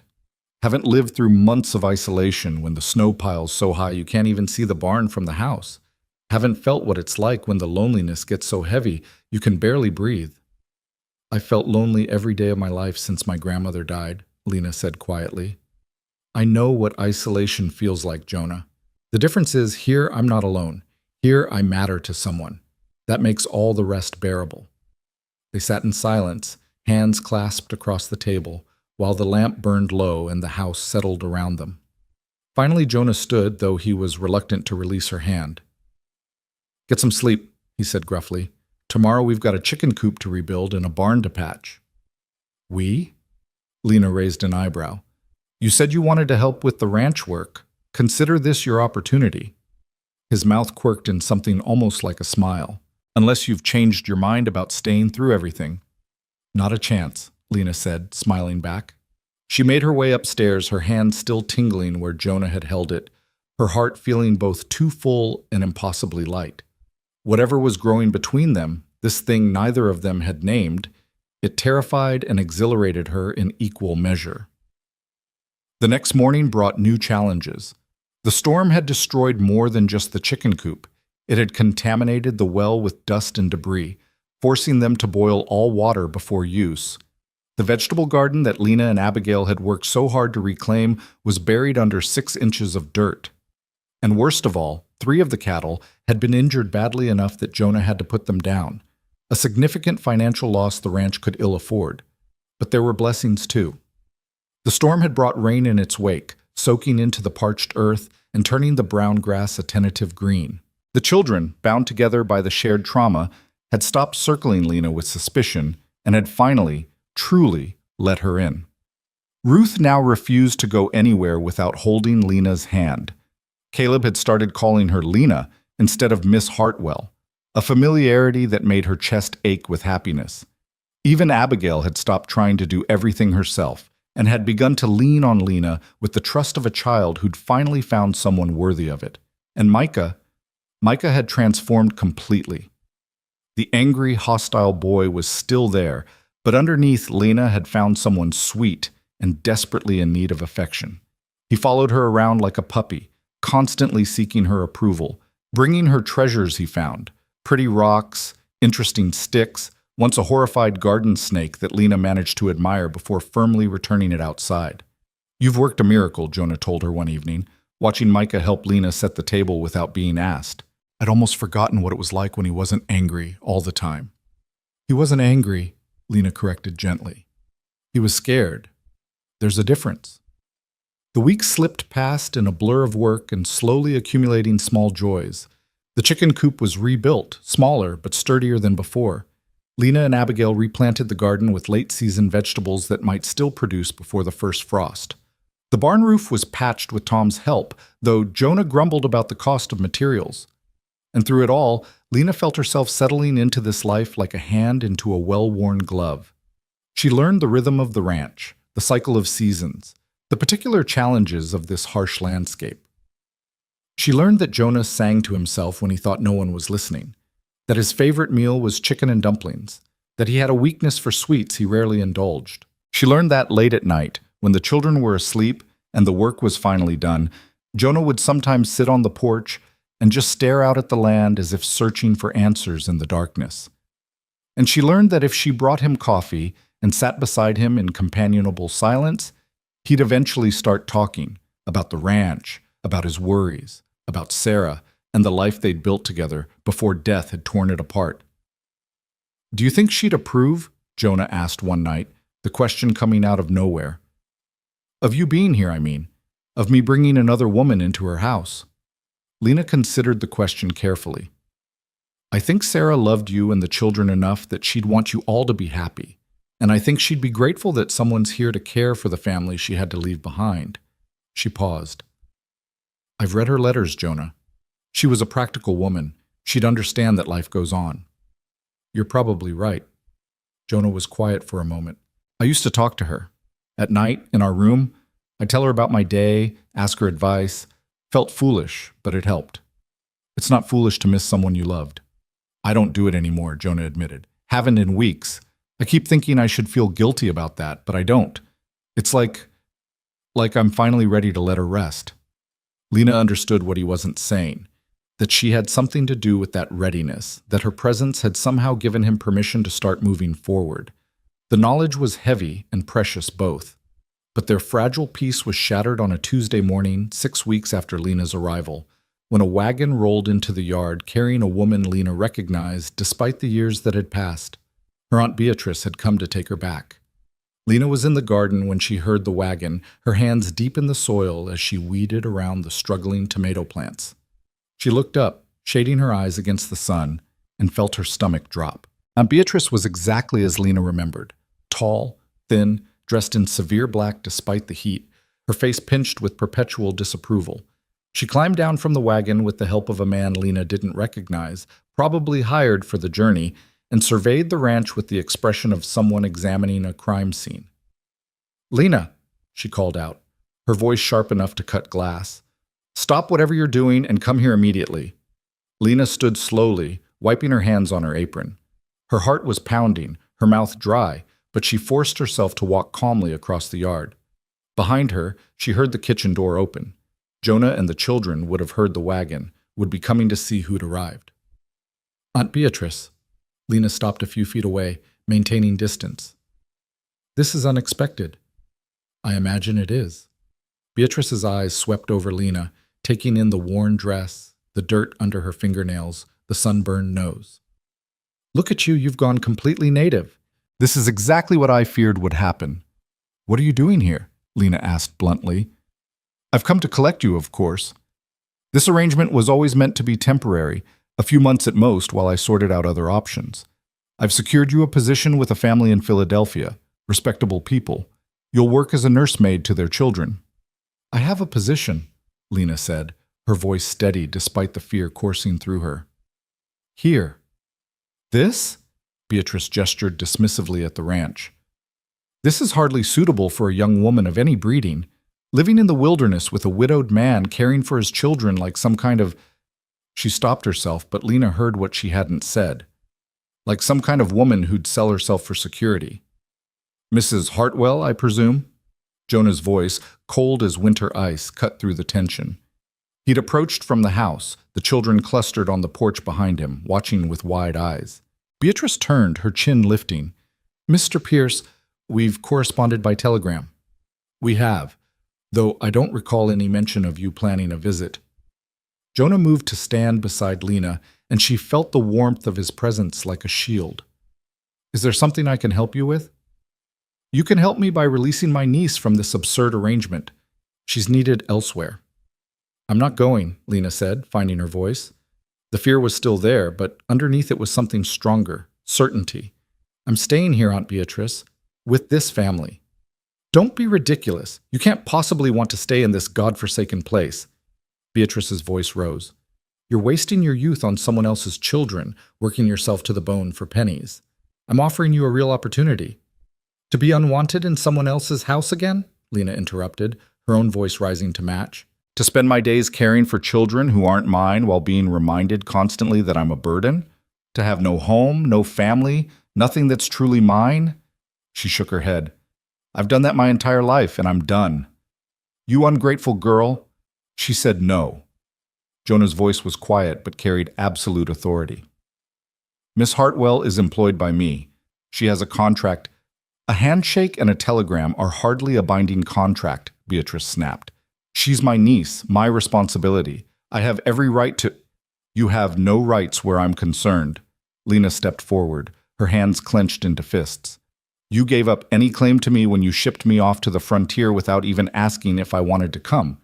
You didn't care then whether this was right for me. You just wanted me gone. That's not— It's true, and you know it.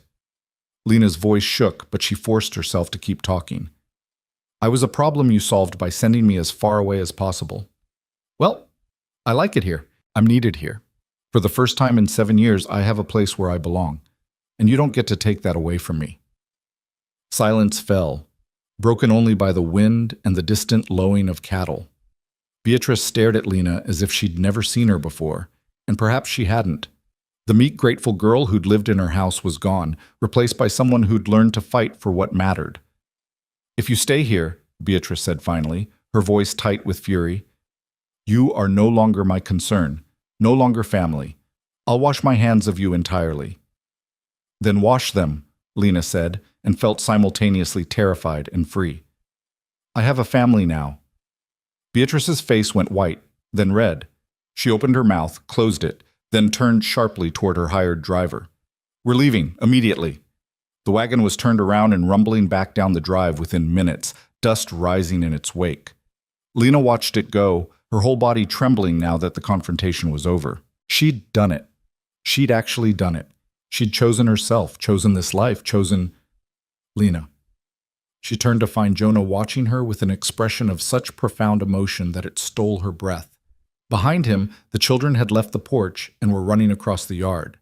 And then she was surrounded by them, Ruth and June clinging to her skirts, Caleb and Micah pressing close, Abigail wrapping her arms around Lena from behind. You stayed, Abigail whispered fiercely.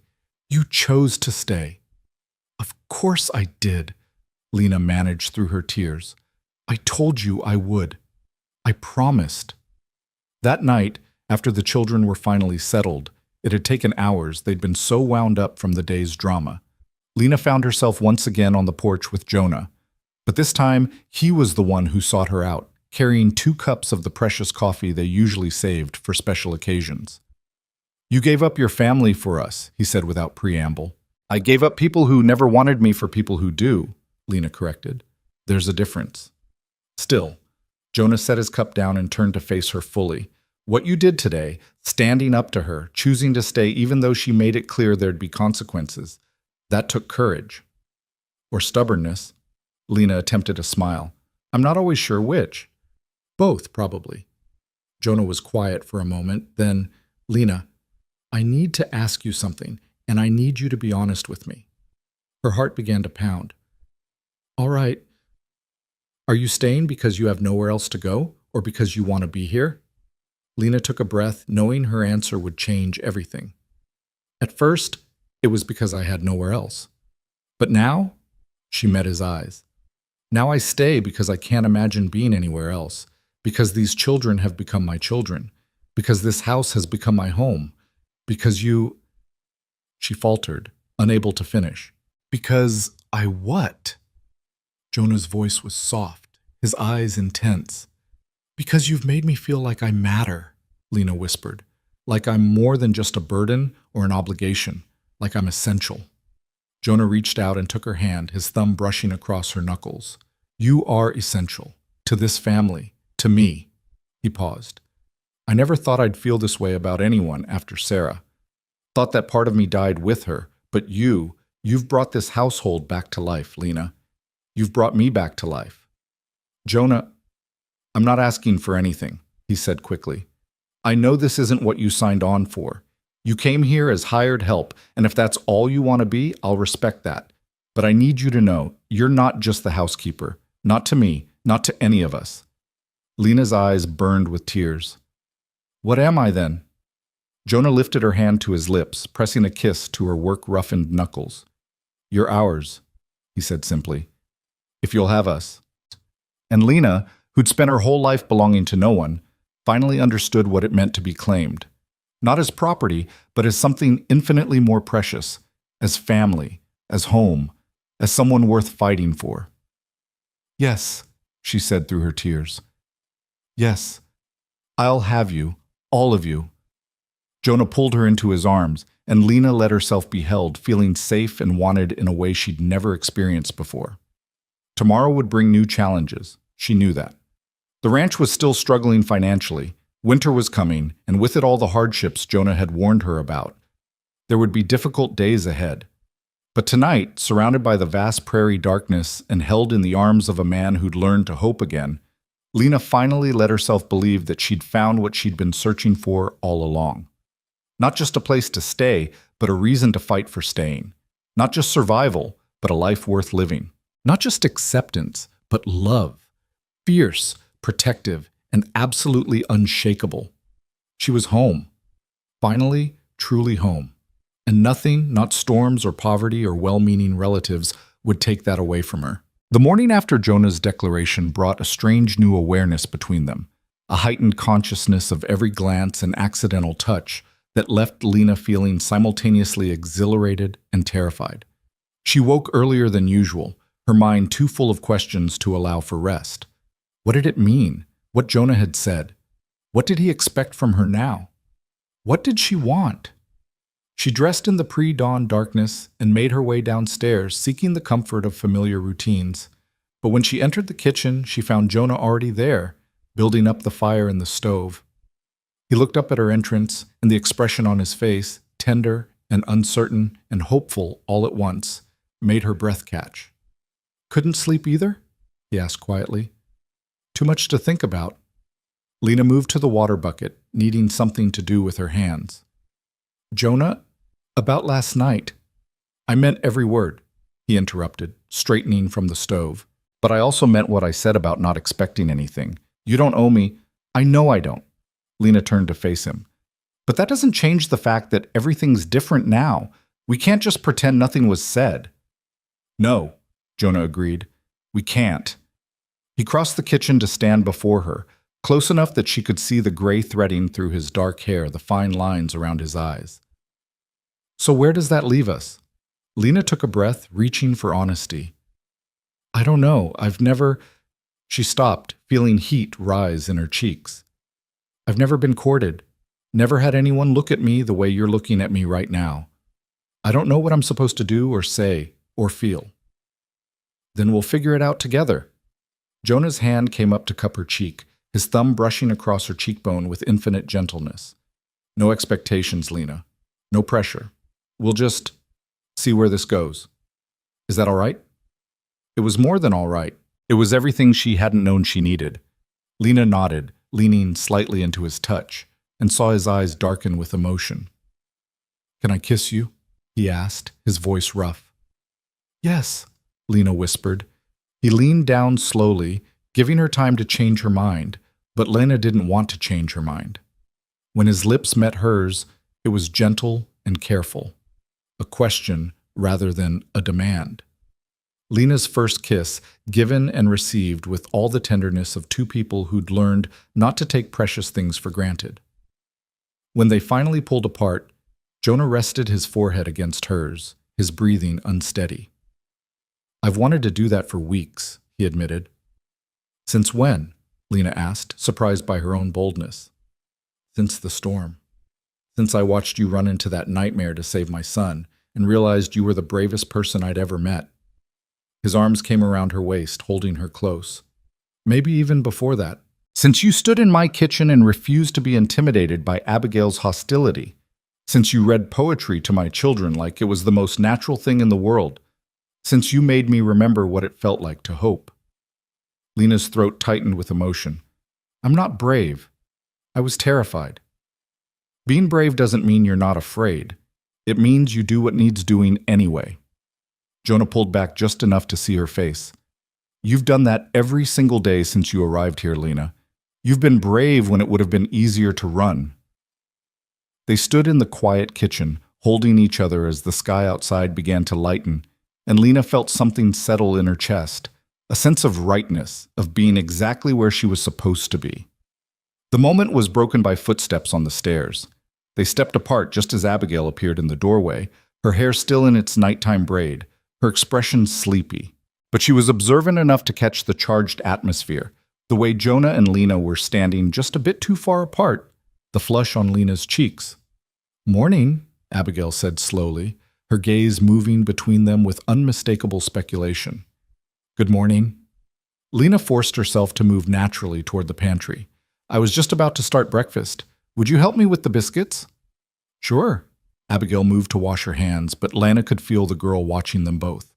As Jonah excused himself to tend to the morning chores, Abigail waited until the door had closed behind him before turning to Lena with barely contained excitement. "Something happened," she said. It wasn't a question. Lena felt heat creep up her neck. "I don't know what you mean." "Yes, you do. You and Father, you're different this morning. Did he—" Abigail's eyes went wide. "Did he tell you he cares for you?" There was no point in lying to this perceptive child who'd learned to read adult emotions as a survival skill. Lena nodded slowly. "He did. Last night, after you all went to bed." Abigail's face lit up with a joy so pure it took Lena's breath away. "I knew it. I told Caleb weeks ago that Father looked at you different than he looked at the other women, but he said I was imagining things." She grabbed Lena's hands. "So what happens now? Will you get married? Will you really be our mother?" "Abigail, slow down." Lena squeezed the girl's hands gently. "Nothing's decided. We're taking things slowly, seeing how we feel. But you do care for him, don't you?" There was vulnerability beneath Abigail's excitement, a fear that this too might be taken away. "Yes," Lena said honestly. "I do, very much." "And you're still staying, even though Aunt Beatrice tried to take you away?" "I'm staying," Lena promised. "No matter what happens between your father and me, I'm staying. This is my home now." Abigail threw her arms around Lena's waist, hugging her fiercely. "Good. Because we need you. All of us need you." The other children appeared gradually, drawn by the smell of breakfast and the sounds of activity. If they noticed anything different about the atmosphere, they didn't comment on it. But Lena caught Caleb watching her and Jonah with thoughtful eyes, and Ruth seemed to position herself between them whenever possible, as if trying to physically connect the two adults she'd come to depend on. After breakfast, Jonah asked Lena to walk with him to check on the cattle in the north pasture. It was a longer walk than strictly necessary for the task at hand, and Lena understood he wanted time alone with her, away from the curious eyes of 5 children. They walked in comfortable silence for a while, the morning sun already hot on their shoulders despite the early hour. The land stretched around them, brown grass rippling in the constant wind, and Lena found herself appreciating its stark beauty in a way she couldn't have when she first arrived. This place had seemed so empty then, so hostile. Now it felt like possibility, wide open and full of space to build something new. "I need to tell you about Sarah," Jonah said abruptly, breaking the silence. Lena glanced at him, seeing the tension in his shoulders. "You don't have to—" "I do. If we're going to—" He stopped, searching for words. "If there's going to be something between us, you need to understand what came before." They reached a fence line and Jonah leaned against it, staring out at the grazing cattle. Lena stood beside him and waited, giving him time to gather his thoughts. "I met Sarah when I was 22, he began. "She came west with her family, and I fell for her the moment I saw her. She was beautiful and kind and stronger than she looked. We married within 6 months." His mouth curved in a small, sad smile. "Everyone said we were too young, too hasty, but we knew what we wanted. We built this ranch together from almost nothing, had our children, made a life." "You loved her very much," Lena said softly. "I did. She was my partner in every way, not just a wife, but a true partner. When things were hard, she never complained. When I doubted, she believed." Jonah's voice roughened. "And when she died, I thought I'd died too.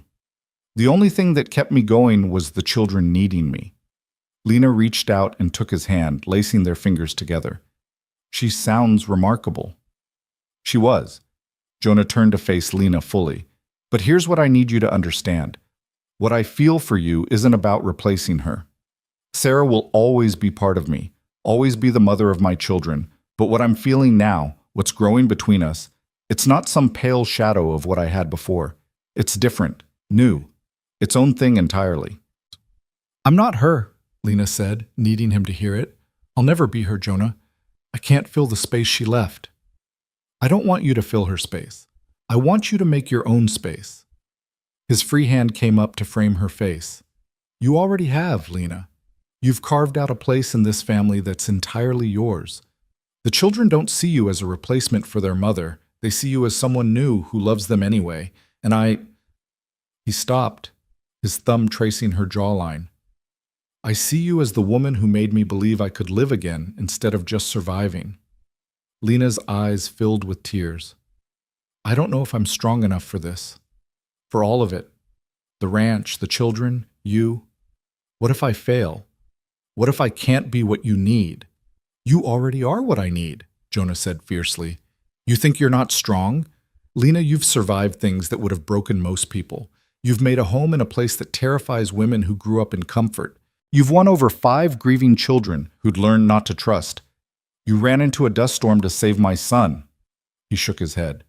If you're not strong, I don't know what strength looks like. Before Lena could respond, a shout came from the direction of the house. They both turned to see Tom running toward them, waving his arms frantically. Boss, he hollered. We got trouble. Jonah was already moving, his long strides eating up the ground. Lena hitched up her skirts and followed, her heart pounding with sudden fear. Tom met them halfway, breathing hard. It's Micah, he gasped out.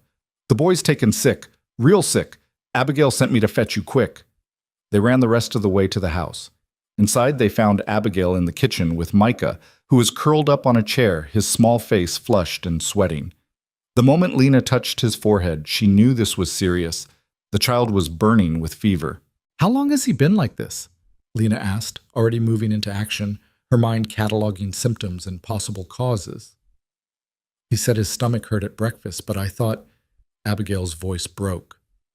I thought he was just trying to get out of chores, but then he started vomiting, and he's so hot. It's all right. Lena kept her voice calm, even as fear clawed at her chest. She'd seen fever like this before, in the various households she'd lived in. Sometimes it passed quickly, sometimes it didn't. Jonah, I need cold water, as much as you can pump. Abigail, get me clean cloths. They moved to obey while Lena carefully examined Micah. His skin was dry despite the heat, a bad sign, and when she pressed gently on his abdomen, he whimpered with pain. His breathing was shallow and rapid. Hurts, Micah moaned. Lena, it hurts so bad. I know, sweetheart. I know. Lena smoothed his hair back from his forehead, her mind racing. The symptoms pointed to several possibilities, none of them good. She thought of Sarah's notes, the remedies for common ailments, but nothing quite matched this. Jonah returned with a bucket of cold water, his face gray with worry. What can I do? Ride to town. Get the doctor. Lena began soaking cloths in the cold water, wringing them out and laying them on Micah's forehead, his wrists, anywhere she could to try to bring down the fever. Tell him it's urgent. Tell him the child has high fever, abdominal pain, vomiting. He'll know what to bring. That's a 4-hour round trip at best. Then you'd better leave now, Lena said, meeting his eyes. She saw her own fear reflected there, but also trust. He believed she could keep Micah alive until he returned with help. Go, we'll manage here. Jonah hesitated for only a moment, then grabbed Micah's hand. You hear me, son? You fight. You stay with Lena and you fight. I'll be back with the doctor as fast as I can. Okay, Papa, Micah whispered, and the use of the word Papa, not father, made Jonah's eyes shine with tears he refused to let fall.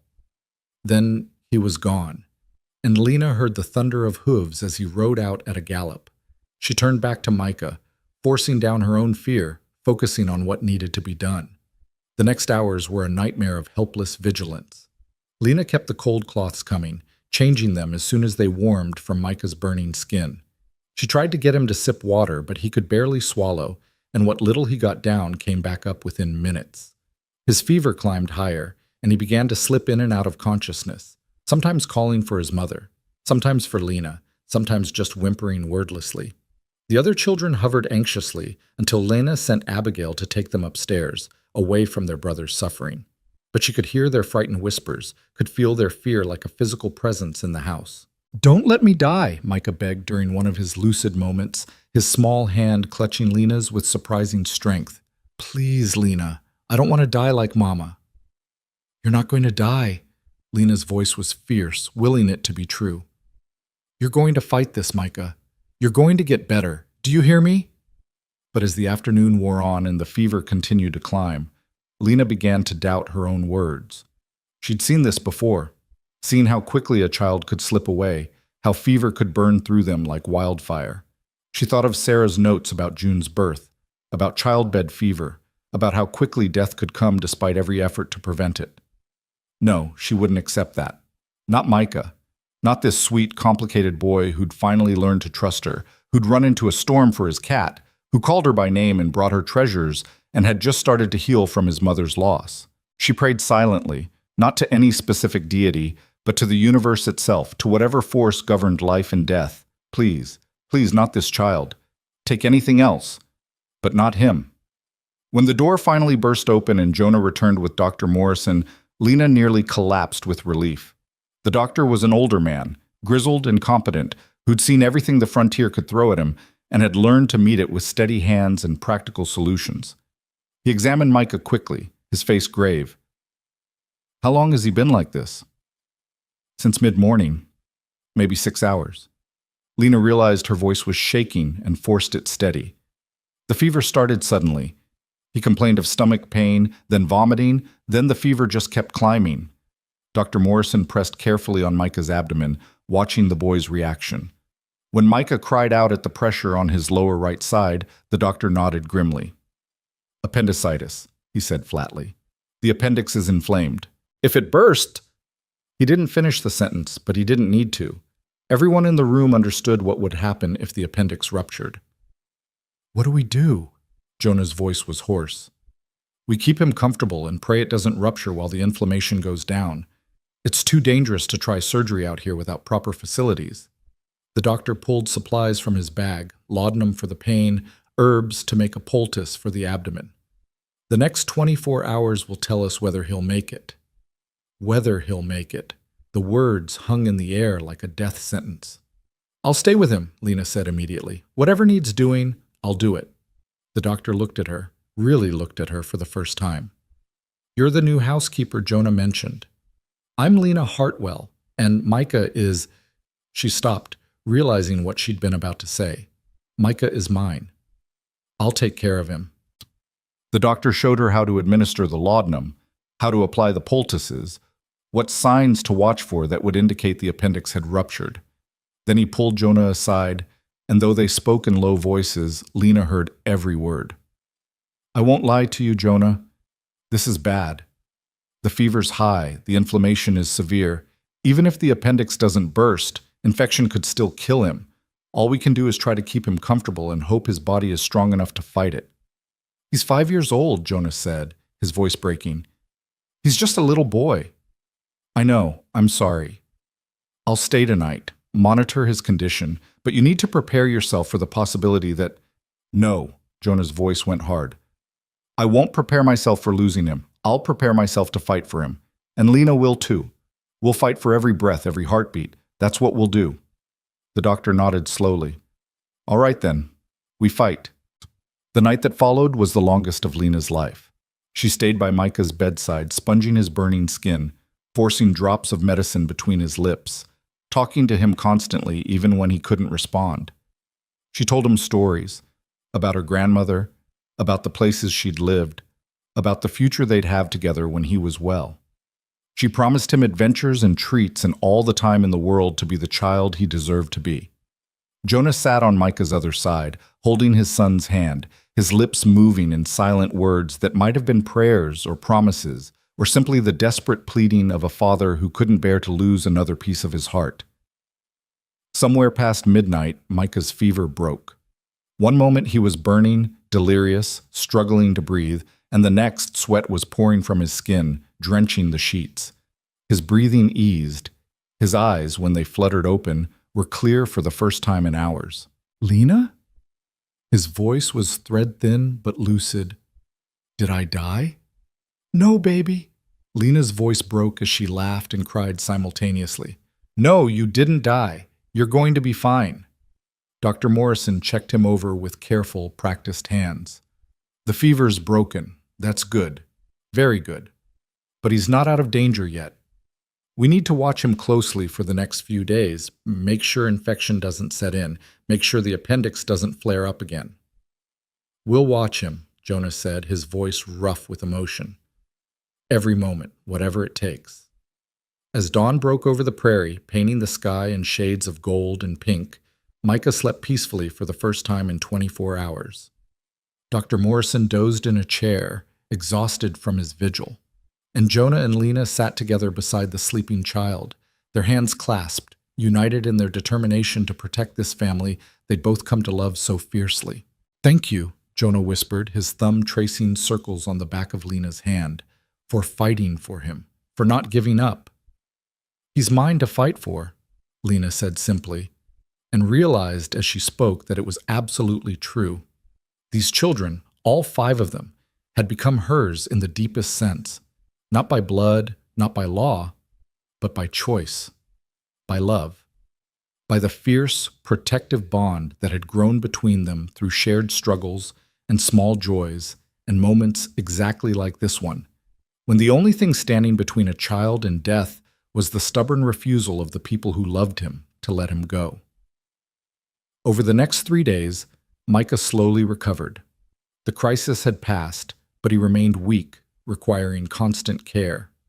Lena barely left his side, sleeping in snatches on a chair beside his bed, waking at his slightest sound.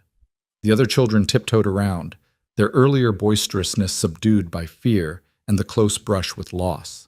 But on the 4th day, Micah sat up on his own and asked for food, real food, not just broth. And when Lena brought him bread with butter and jam, he ate it all and asked for more, and she knew with absolute certainty that he would survive. That evening, after the children were all in bed and the house had settled into quiet, Jonah found Lena on the porch. She was exhausted, running on nothing but determination and love, but she couldn't seem to settle enough to sleep. You should rest, Jonah said, sitting beside her. I know, I keep thinking about how close we came to losing him. But we didn't. Jonah took her hand. Because you refused to let it happen. Because you stayed by his side and fought for every breath he took. You did the same. We did it together. Jonah turned to face her, his expression intense in the lamplight spilling from the window. Lena, these past few days watching you care for Micah, seeing your strength and your love, it made me certain of something I've been feeling for weeks now. Lena's heart began to pound. What's that? I want you to stay, not as the housekeeper, not as hired help. He took both her hands in his. I want you to stay as my wife, as the children's mother, as my partner in every way. He paused, searching her face. I know this is fast. I know we haven't known each other long, but I also know that life is precious and time is uncertain, and I don't want to waste another moment of either. I love you, Lena Hartwell. Will you marry me? Lena stared at him, her mind reeling. Marriage. He was asking her to marry him, to become his wife, to legally and permanently claim the place she'd been carving out for herself since the moment she'd arrived. I have nothing, she said, the words tumbling out before she could stop them. No dowry, no family connections, no— You have everything that matters, Jonah interrupted firmly. You have courage and kindness and strength. You have a capacity for love that's transformed this entire household. You have my children's hearts and my own. He smiled slightly. Besides, I'm a widowed rancher with 5 children and a struggling operation. I'm hardly in a position to be particular about dowries. The children, Lena said, grasping at practical concerns because the emotional enormity was too much to process. Shouldn't we ask them? Make sure they already know how they feel about you. But if you need to hear it from them before you can answer, we'll ask them tomorrow. Jonah squeezed her hands gently. But right now I'm asking you, not as their father, but as a man who's fallen in love with you. Will you marry me, Lana? She looked at this man who'd given her a home when she had nowhere else to go, who'd trusted her with his children, who'd seen her at her worst and her best and had chosen to love her anyway. She thought of the life they could build together, the family they already were, the future that stretched out before them full of possibility. "Yes," she whispered, then louder. "Yes, Jonah. I'll marry you." He pulled her into his arms, holding her so tightly she could barely breathe, and Lena felt something fundamental shift inside her. She was no longer Lena Hartwell, the unwanted orphan passed from house to house. She was becoming Lena Pierce, chosen and claimed and cherished. When Jonah finally released her enough to see her face, his eyes were bright with emotion. "There's one condition," he said seriously. Lena's stomach dropped. "What condition?" "Sarah's memory stays part of this family. We don't erase her. We don't pretend she didn't exist. The children should remember their mother, should know they came from love even if that love was taken too soon." His voice roughened. "Can you live with that? With her ghost still in this house?" "It's not her ghost," Lena said softly. "It's her legacy. Everything good in these children came from her. How could I resent that?" She touched Jonah's face gently. "I'm not threatened by what you had before, Jonah. I'm grateful for it because it made you the man you are. The man I love."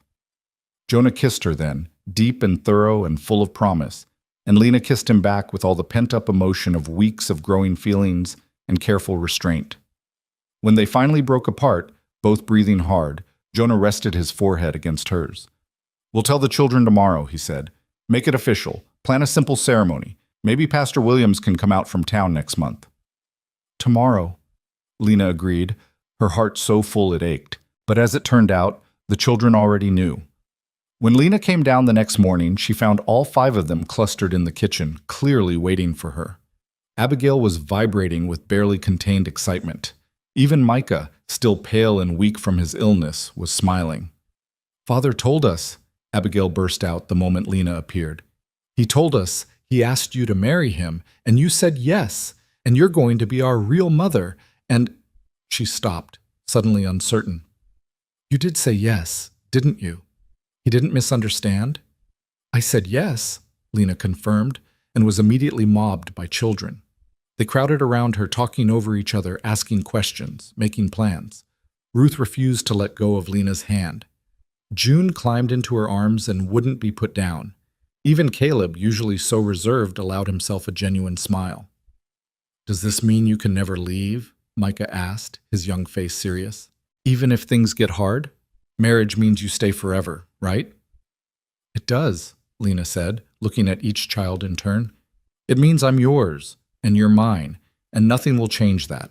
Not hardship, not distance, not anything. Forever." "Good," Micah said with satisfaction, settling back against Abigail's shoulder. "Because I don't want anyone else." Neither did Lena. She'd spent 19 years feeling like she belonged nowhere, and now she belonged here, to these 5 children and the man who'd given her a chance when no one else would. She belonged to this harsh, beautiful land that had tested her and found her worthy. She belonged to a future she was choosing for herself rather than having chosen for her. "Forever," she promised again, and meant it with every fiber of her being. The wedding was planned for the first Saturday in October, giving them just enough time to make the necessary arrangements without the delay feeling unbearable. Lena had imagined something small and private, just herself and Jonah with the children as witnesses, but the community had other ideas. News traveled fast across the prairie, carried by supply wagons and ranch hands and the invisible network of frontier communication. Within a week of the engagement, neighbors Lena hadn't even known existed began appearing at the ranch with offerings and advice. Mrs. Henderson from 5 miles east brought fabric for a wedding dress, insisting that Lena couldn't possibly marry in one of her worn gray work dresses. Mr. Chen, who ran the general store in town, sent word that he'd ordered a proper wedding cake from a baker in Casper. Even Tom, the usually taciturn hired hand, offered to butcher one of the steers for the wedding feast. "I don't understand," Lena said one evening, overwhelmed by the outpouring. "These people don't even know me." "They know what you've done for this family," Jonah said, his arm around her waist as they watched the sun set from the porch. "Word got around about you staying through the storm, fighting for Micah when he was sick. Out here, that kind of loyalty means something. They're celebrating because you're one of them now. One of them. The words settled warm in Lena's chest. She'd spent so long being an outsider that she'd forgotten what it felt like to belong to a community, to be welcomed rather than merely tolerated. The children threw themselves into wedding preparations with enthusiasm that sometimes bordered on chaos. Abigail appointed herself chief organizer, making lists and issuing instructions with the authority of a general marshalling troops. She and Lena spent hours at the sewing machine, Mrs. Henderson had lent them, working on the wedding dress. Simple white cotton with lace at the collar and cuffs. Nothing fancy but made with love. Ruth picked wildflowers from the prairie every day, bringing them to Lena with solemn ceremony and asking if they would be pretty enough for the wedding. Lena assured her they would be perfect, privately thinking that Ruth's eager face was worth more than any hothouse blooms from the city. Caleb, with his quiet artistic bent, made a sign to hang over the porch that read Pierce Family Wedding in careful letters, decorating it with drawings of horses and wildflowers.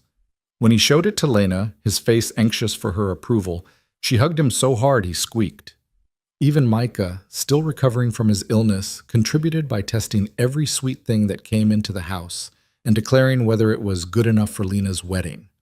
His standards were exacting, and more than one well-meaning neighbor's contribution was rejected as not special enough. June, at 2 years old, didn't fully understand what was happening, but she absorbed the household's excitement like a sponge. She took to calling Lena Mama, the word slipping out naturally one morning, and then repeating with increasing frequency until it became her default. The first time it happened, Lena's eyes had filled with tears, and she'd looked to Jonah uncertainly, afraid she was overstepping. Sarah would have wanted her to have a mother, Jonah had said quietly. She would have wanted all of them to have someone who loved them the way you do. The mention of Sarah had become less painful as the weeks passed, not because her memory was fading, but because Lena had found a way to honor it rather than compete with it. She kept Sarah's recipe box on the kitchen counter and consulted it regularly. She'd framed one of Sarah's letters, one that talked about her hopes for her children, and hung it in the parlor. And when the children wanted to talk about their mother, Lena listened with genuine interest, learning about the woman whose love had shaped this family before tragedy struck. "Do you think Mama would like you?" Ruth asked one afternoon as she and Lena worked in the garden together, planting bulbs that would bloom in spring. Lena considered the question carefully. "I don't know, sweetheart, but I hope she would.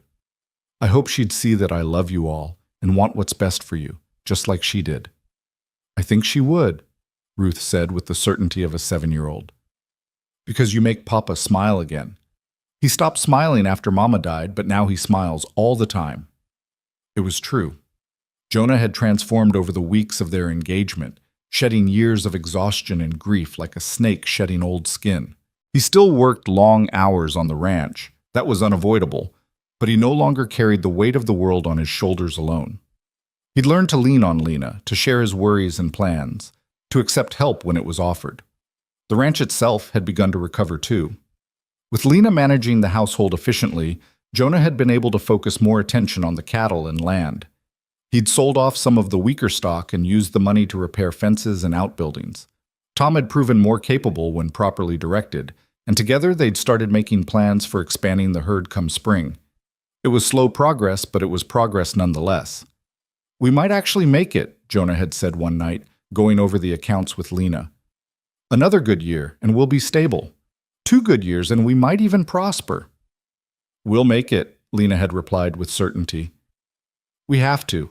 We've got too much to build together to fail now." As the wedding day approached, Lena found herself simultaneously excited and terrified.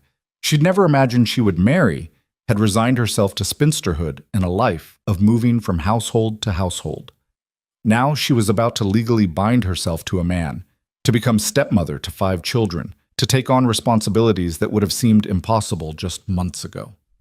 The night before the wedding, unable to sleep, she slipped downstairs and found Abigail in the kitchen, also awake, sitting at the table with a cup of milk. "Can't sleep either?" Lena asked, joining her. "I keep thinking about tomorrow," Abigail admitted, "about how everything's going to be different." "Everything's already different," Lena pointed out gently. "Tomorrow just makes it official." "I know, but..." Abigail twisted her cup in her hands. "What if you change? What if once you're married to father, you decide you don't want to be bothered with us anymore? What if you become mean or distant or Abigail? Lena reached across the table and took the girl's hand. Look at me. When Abigail's eyes met hers, Lena continued firmly. I chose you before I chose your father. Do you understand that? I fell in love with you children first, with your strength and your sweetness and your resilience. Your father came later. So even if, and this is purely hypothetical, something went wrong between Jonah and me, I would still fight to stay in your lives. Because you're mine now. All of you. Marriage certificate or not, you're mine. Abigail's eyes filled with tears. Promise? I promise. Lena squeezed her hand. Now come here. She pulled Abigail into a hug, and they sat together in the quiet kitchen, a soon-to-be mother and daughter finding comfort in each other on the eve of a day that would change everything. The wedding day dawned clear and bright, the autumn air crisp with the promise of coming winter, but still warm enough in the afternoon sun to be pleasant. Lena woke early, her stomach fluttering with nerves, and found Abigail already up and heating water for baths. Today you get to be pampered, Abigail declared. No cooking, no cleaning, no work at all. Ruth and I will handle everything. Lena wanted to protest, but the determined look on Abigail's face stopped her. Instead, she allowed herself to be shepherded through a leisurely bath, her hair washed and carefully braided with wildflowers woven through it. The wedding dress fit perfectly, the simple style suiting her far better than anything elaborate would have. When she finally looked at herself in the small mirror, Lena barely recognized the woman staring back. Gone was the gaunt, frightened girl who'd stepped off the train 3 months ago. In her place stood someone with color in her cheeks, strength in her shoulders, and hope shining in her eyes. You look beautiful, Ruth whispered, standing in the doorway with June on her hip. Pretty, Mama, June agreed, reaching for Lena. Lena gathered the little girl into her arms, careful not to wrinkle her dress, and felt her throat tighten with emotion. This was real. This was happening. In a few hours, she would be married, would officially become part of this family she'd come to love so fiercely. The ceremony was held in the yard, under a framework Tom had built and decorated with pine boughs and wildflowers. Neighbors began arriving around noon, their wagons raising dust clouds as they approached. Lena was overwhelmed by the sheer number of people. She'd expected perhaps a dozen, but more than 30 came to witness the wedding, bringing food and gifts and warm wishes. Pastor Williams arrived from town mid-afternoon, a jovial man who'd married Sarah and Jonah 14 years earlier and who greeted the occasion with genuine happiness. He pulled Lena aside before the ceremony began. I knew Sarah Pierce, he said gently. She was a remarkable woman, and I know her loss was devastating to this family. But I want you to know she would have approved of you. She would have wanted Jonah and the children to find happiness again, to build a new future while honoring the past. Don't let anyone make you feel like you're replacing her. You're not. You're writing a new chapter in this family's story. His words settled something in Lena that she hadn't realized was still uncertain. She thanked him with tears in her eyes and went to take her place for the ceremony. Jonah stood waiting under the pine boughs, dressed in his best suit with his hair freshly cut and his boots polished to a shine. When he saw Lena approaching, his expression transformed into something so tender and odd that she nearly stumbled. He thought she was beautiful. After everything, after seeing her covered in dust and flour, exhausted and frightened and pushed to her limits, he still looked at her like she was precious. The children flanked them as they took their places. Abigail stood on Lena's right, holding June and openly crying happy tears. Caleb, Micah, and Ruth arranged themselves around Jonah, their faces solemn with the importance of the moment. Pastor Williams began the ceremony with a prayer, then launched into the traditional words about marriage and commitment. But when he got to the vows, he paused and looked at Jonah and Lena with a gentle smile. I understand you've written your own vows, he said. Jonah, would you like to begin? Jonah took both of Lena's hands in his grip strong and sure. Lena Hartwell, 3 months ago, you arrived at my ranch with nothing but a carpet bag and more courage than any person I'd ever met. You could have run when you saw how hard things were. You could have left when better opportunities presented themselves. Instead, you stayed. You fought for my children, for this family, for me. You brought light back into a house that had forgotten how to hope. His voice roughened with emotion. I promise you this. I will honor the strength you've shown. I will cherish the love you've given so freely. I will stand beside you through whatever challenges come, and I will never, ever take for granted the gift of your presence in our lives. You came here as hired help, but you've become essential. You are my partner, my love, and from this day forward, you are my wife. Lena's vision blurred with tears, but she blinked them back, determined to get through her own vows without breaking down completely. Jonah Pierce, when I stepped off that train, I was lost. I'd spent years believing I didn't matter, that I was a burden to be shuffled from place to place with no real home to call my own. You gave me a chance when no one else would. You gave me a place to belong, and then you gave me something even more precious. You gave me a family to love and be loved by. She looked at the children, including them in her words. I promise to honor Sarah's memory by loving the children she brought into this world. I promise to be a true partner to you, sharing the burdens and the joys. I promise to fight for this family, to stay when things are hard, to build a future worthy of all the hope we're investing in it. I came here looking for survival, but I found a reason to live. You are my home, Jonah. All of you are my home. There wasn't a dry eye under the pine bower by the time she finished. Even Tom was discreetly wiping at his face. Pastor Williams cleared his throat, clearly moved. By the power vested in me, I now pronounce you husband and wife. Jonah, you may kiss your bride. Jonah pulled Lena close and kissed her thoroughly, while the assembled crowd cheered and whistled. The children mobbed them the moment they separated, and for several chaotic minutes it was impossible to tell where one person ended and another began. They were simply a family, bound together by love and choice and the formal vows they'd just exchanged. The celebration that followed was like nothing Lena had ever experienced. Tables had been set up in the yard, laden with food that neighbors had brought: roasted beef and chicken, fresh bread, vegetables from late gardens, pies and cakes and cookies. Someone produced a fiddle, and dancing began as the sun started its descent toward the horizon. Jonah led Lena in the first dance, his arms strong around her waist as they moved to the music. He wasn't a graceful dancer, but he was confident, and that was enough. Lena followed his lead, laughing when he spun her and nearly sending them both tumbling. Happy? He murmured into her ear during a slower song. Happier than I ever thought possible, Lena admitted.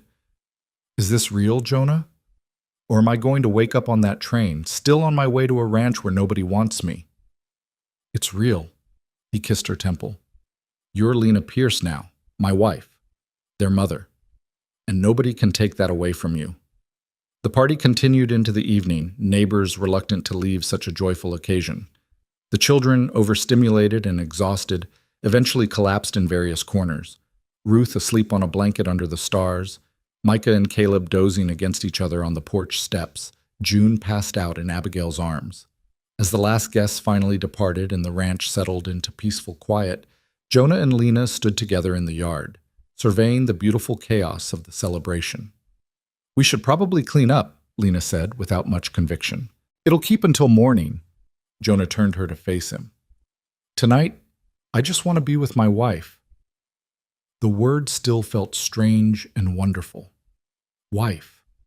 Lena was someone's wife, not by arrangement or desperation, but by genuine choice and love. They put the children to bed together, a routine that felt both familiar and newly significant now that it was official. Then Jonah led Lena to the room that had been his alone and was now theirs to share. Lena's few possessions had been moved in earlier, her mother's ring now resting on the dresser beside a framed photograph of Sarah with the children. If this makes you uncomfortable, Lena started, gesturing to Sarah's photograph. It doesn't, Jonah said firmly. Sarah was part of my past, and I loved her. But you're my future, Lena, and I love you just as much, just differently. There's room in my heart for both. That night, Jonah was gentle and patient with Lena's inexperience, making her first time something tender rather than frightening. Afterward, lying in his arms in the darkness, Lena marveled at how far she'd come. From unwanted orphan to cherished wife, from rootless wanderer to the heart of a family. The transformation felt almost miraculous.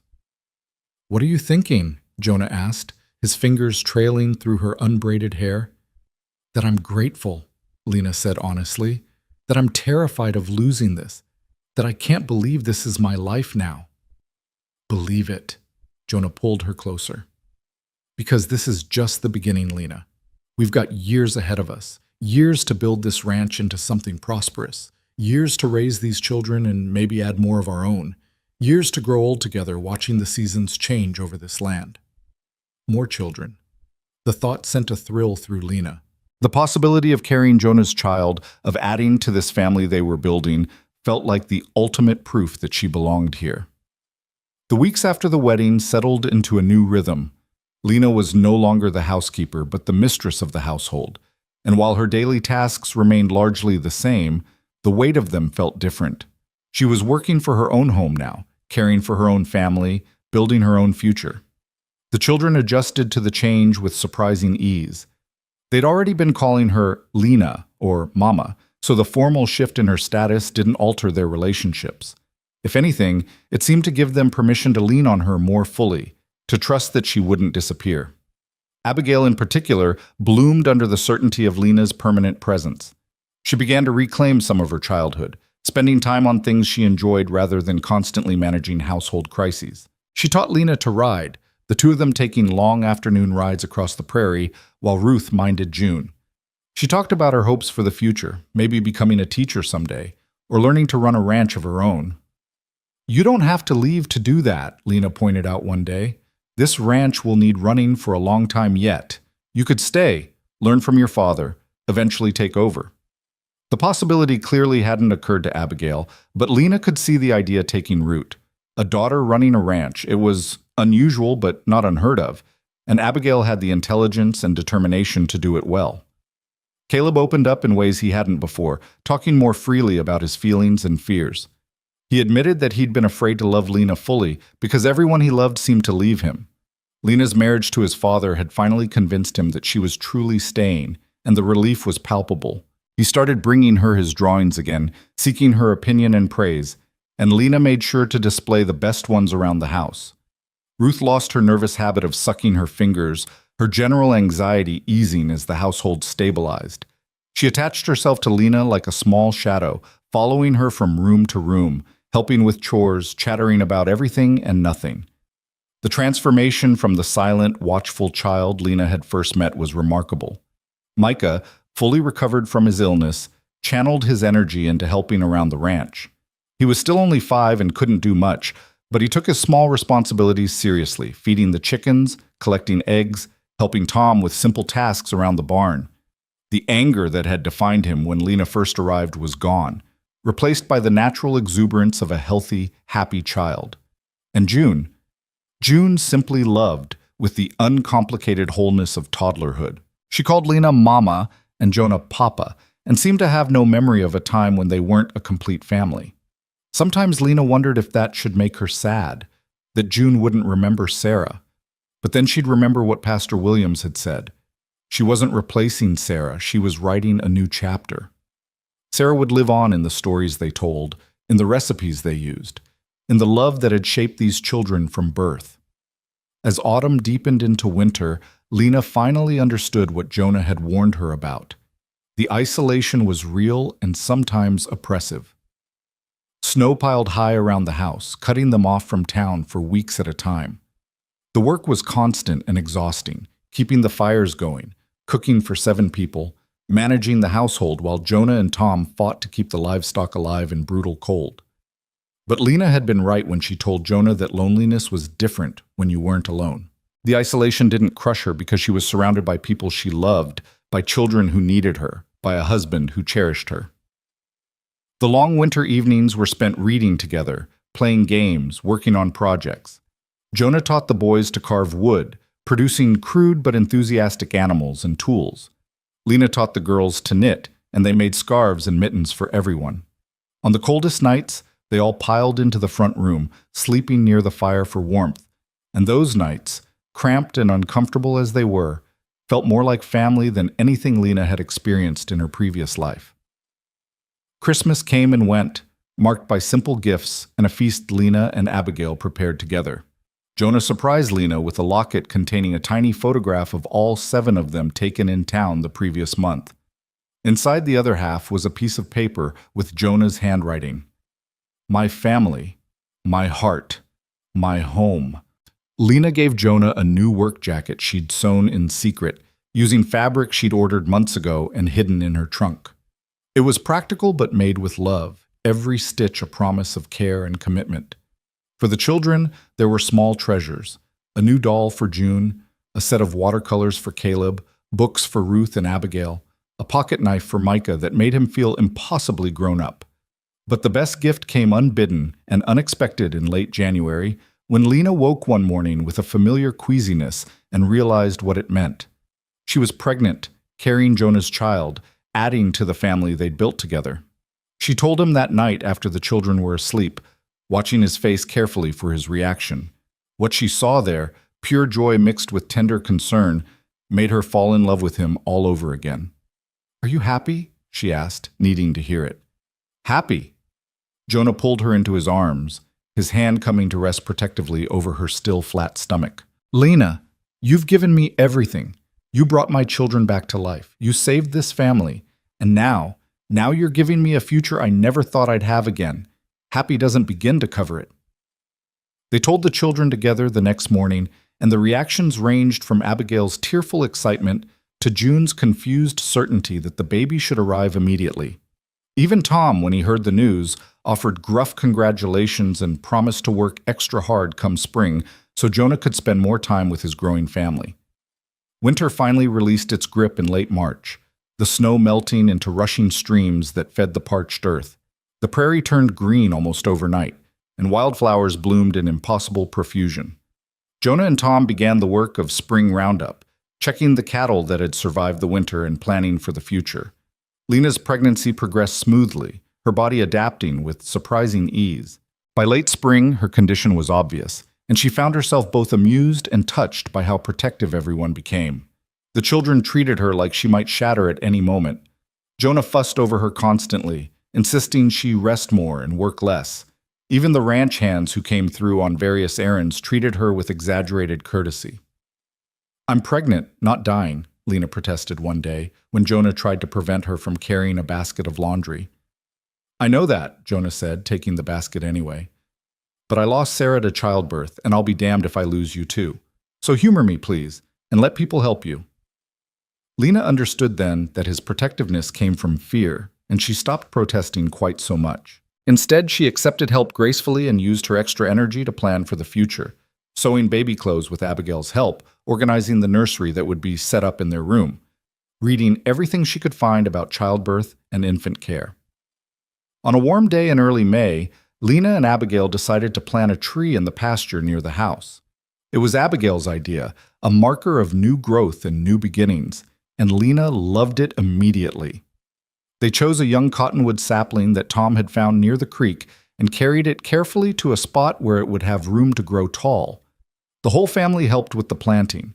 Jonah and Caleb dug the hole while Micah carried buckets of water from the pump. Ruth and June collected rocks to mark the base, and Lena and Abigail carefully lowered the sapling into place and filled in the earth around its roots. "What should we call it?" Ruth asked as they patted down the soil. "The future tree," Micah declared immediately, "because it's for the future." It was a child's logic, simple and profound, and everyone agreed. The future tree it would be, a living marker of this family's journey from grief to joy, from brokenness to wholeness, from barely surviving to truly living. As Lena stood back to admire their work, Jonah came up behind her and wrapped his arms around her, his hands resting on the swell of her stomach where their child grew. The other children clustered around them, June demanding to be picked up, Micah showing off the dirt under his fingernails with pride, Ruth and Caleb arguing good-naturedly about whether the tree was perfectly straight, Abigail supervising everyone with the gentle authority she'd developed. They were messy and loud and imperfect and absolutely beautiful. This family that Lena had been given, that she'd chosen, that had chosen her in return. This family that had formed from tragedy and luck and stubborn determination to find happiness again. "What are you thinking?" Jonah murmured into her ear, his breath warm against her skin. Lena looked at the tree they'd planted, imagining it tall and strong in years to come, providing shade for grandchildren not yet born. She looked at the ranch buildings, slowly being repaired and improved. She looked at the prairie stretching in every direction, harsh and beautiful and full of promise. I'm thinking that I came here believing I was disposable, Lena said quietly. And somewhere along the way, I learned I was essential, that I mattered, that I was worth choosing and keeping and loving. You were always worth that, Jonah said fiercely. The world just took too long to show you. Maybe, Lena allowed, or maybe I needed to come to this exact place, to this exact family, to finally understand what I was worth. She turned in his arms to face him. Either way, I'm here now. I'm yours. I'm home. Home, Jonah agreed, kissing her forehead. Forever. And standing there in the Wyoming sunshine, surrounded by children and prairie grass and endless sky, Lena believed it. She'd arrived at 19 years old with nothing but a carpet bag and a desperate need to belong. She'd been tested by storms and sickness and her own deep-seated fear of abandonment. She'd fought for a place in this family and had been fierce enough, brave enough, loving enough to earn it. She had not been bought, traded, or borrowed. She had been chosen by a man who'd learned to love again, by 5 children who'd learned to trust again, by a harsh land that rewarded those stubborn enough to stay. This time, finally, truly, Lena belonged. And as the future tree took root in the rich earth, so too did Lena's certainty that she had found what she'd been searching for all along. Not just a place to stay, but a life worth living, a family worth fighting for, and a love that would endure through all the seasons yet to come. The ranch still had its challenges. Money was tight, the work was hard, the land was unforgiving, but they would face those challenges together, as a family united by choice and strengthened by adversity. They had survived the worst. Now they would build toward the best. And in the years that followed, that's exactly what they did. The baby, a girl they named Clara, was born healthy and strong in late summer. More children followed in time, each one adding to the family's joy and chaos. The ranch prospered slowly but steadily, Jonah's hard work and Lena's careful management finally bearing fruit. The older children grew and thrived, eventually making their own choices about their futures. Abigail did indeed take over ranch management, becoming one of the most respected ranchers in the territory. Caleb became an artist whose paintings of prairie life were exhibited across the country. Ruth became a teacher, educating frontier children in the one-room schoolhouse. Micah followed his father into ranching, eventually expanding the operation to neighboring land. And through it all, Lena and Jonah built a partnership that lasted decades, weathering hardships and celebrating triumphs, growing old together under the vast Wyoming sky.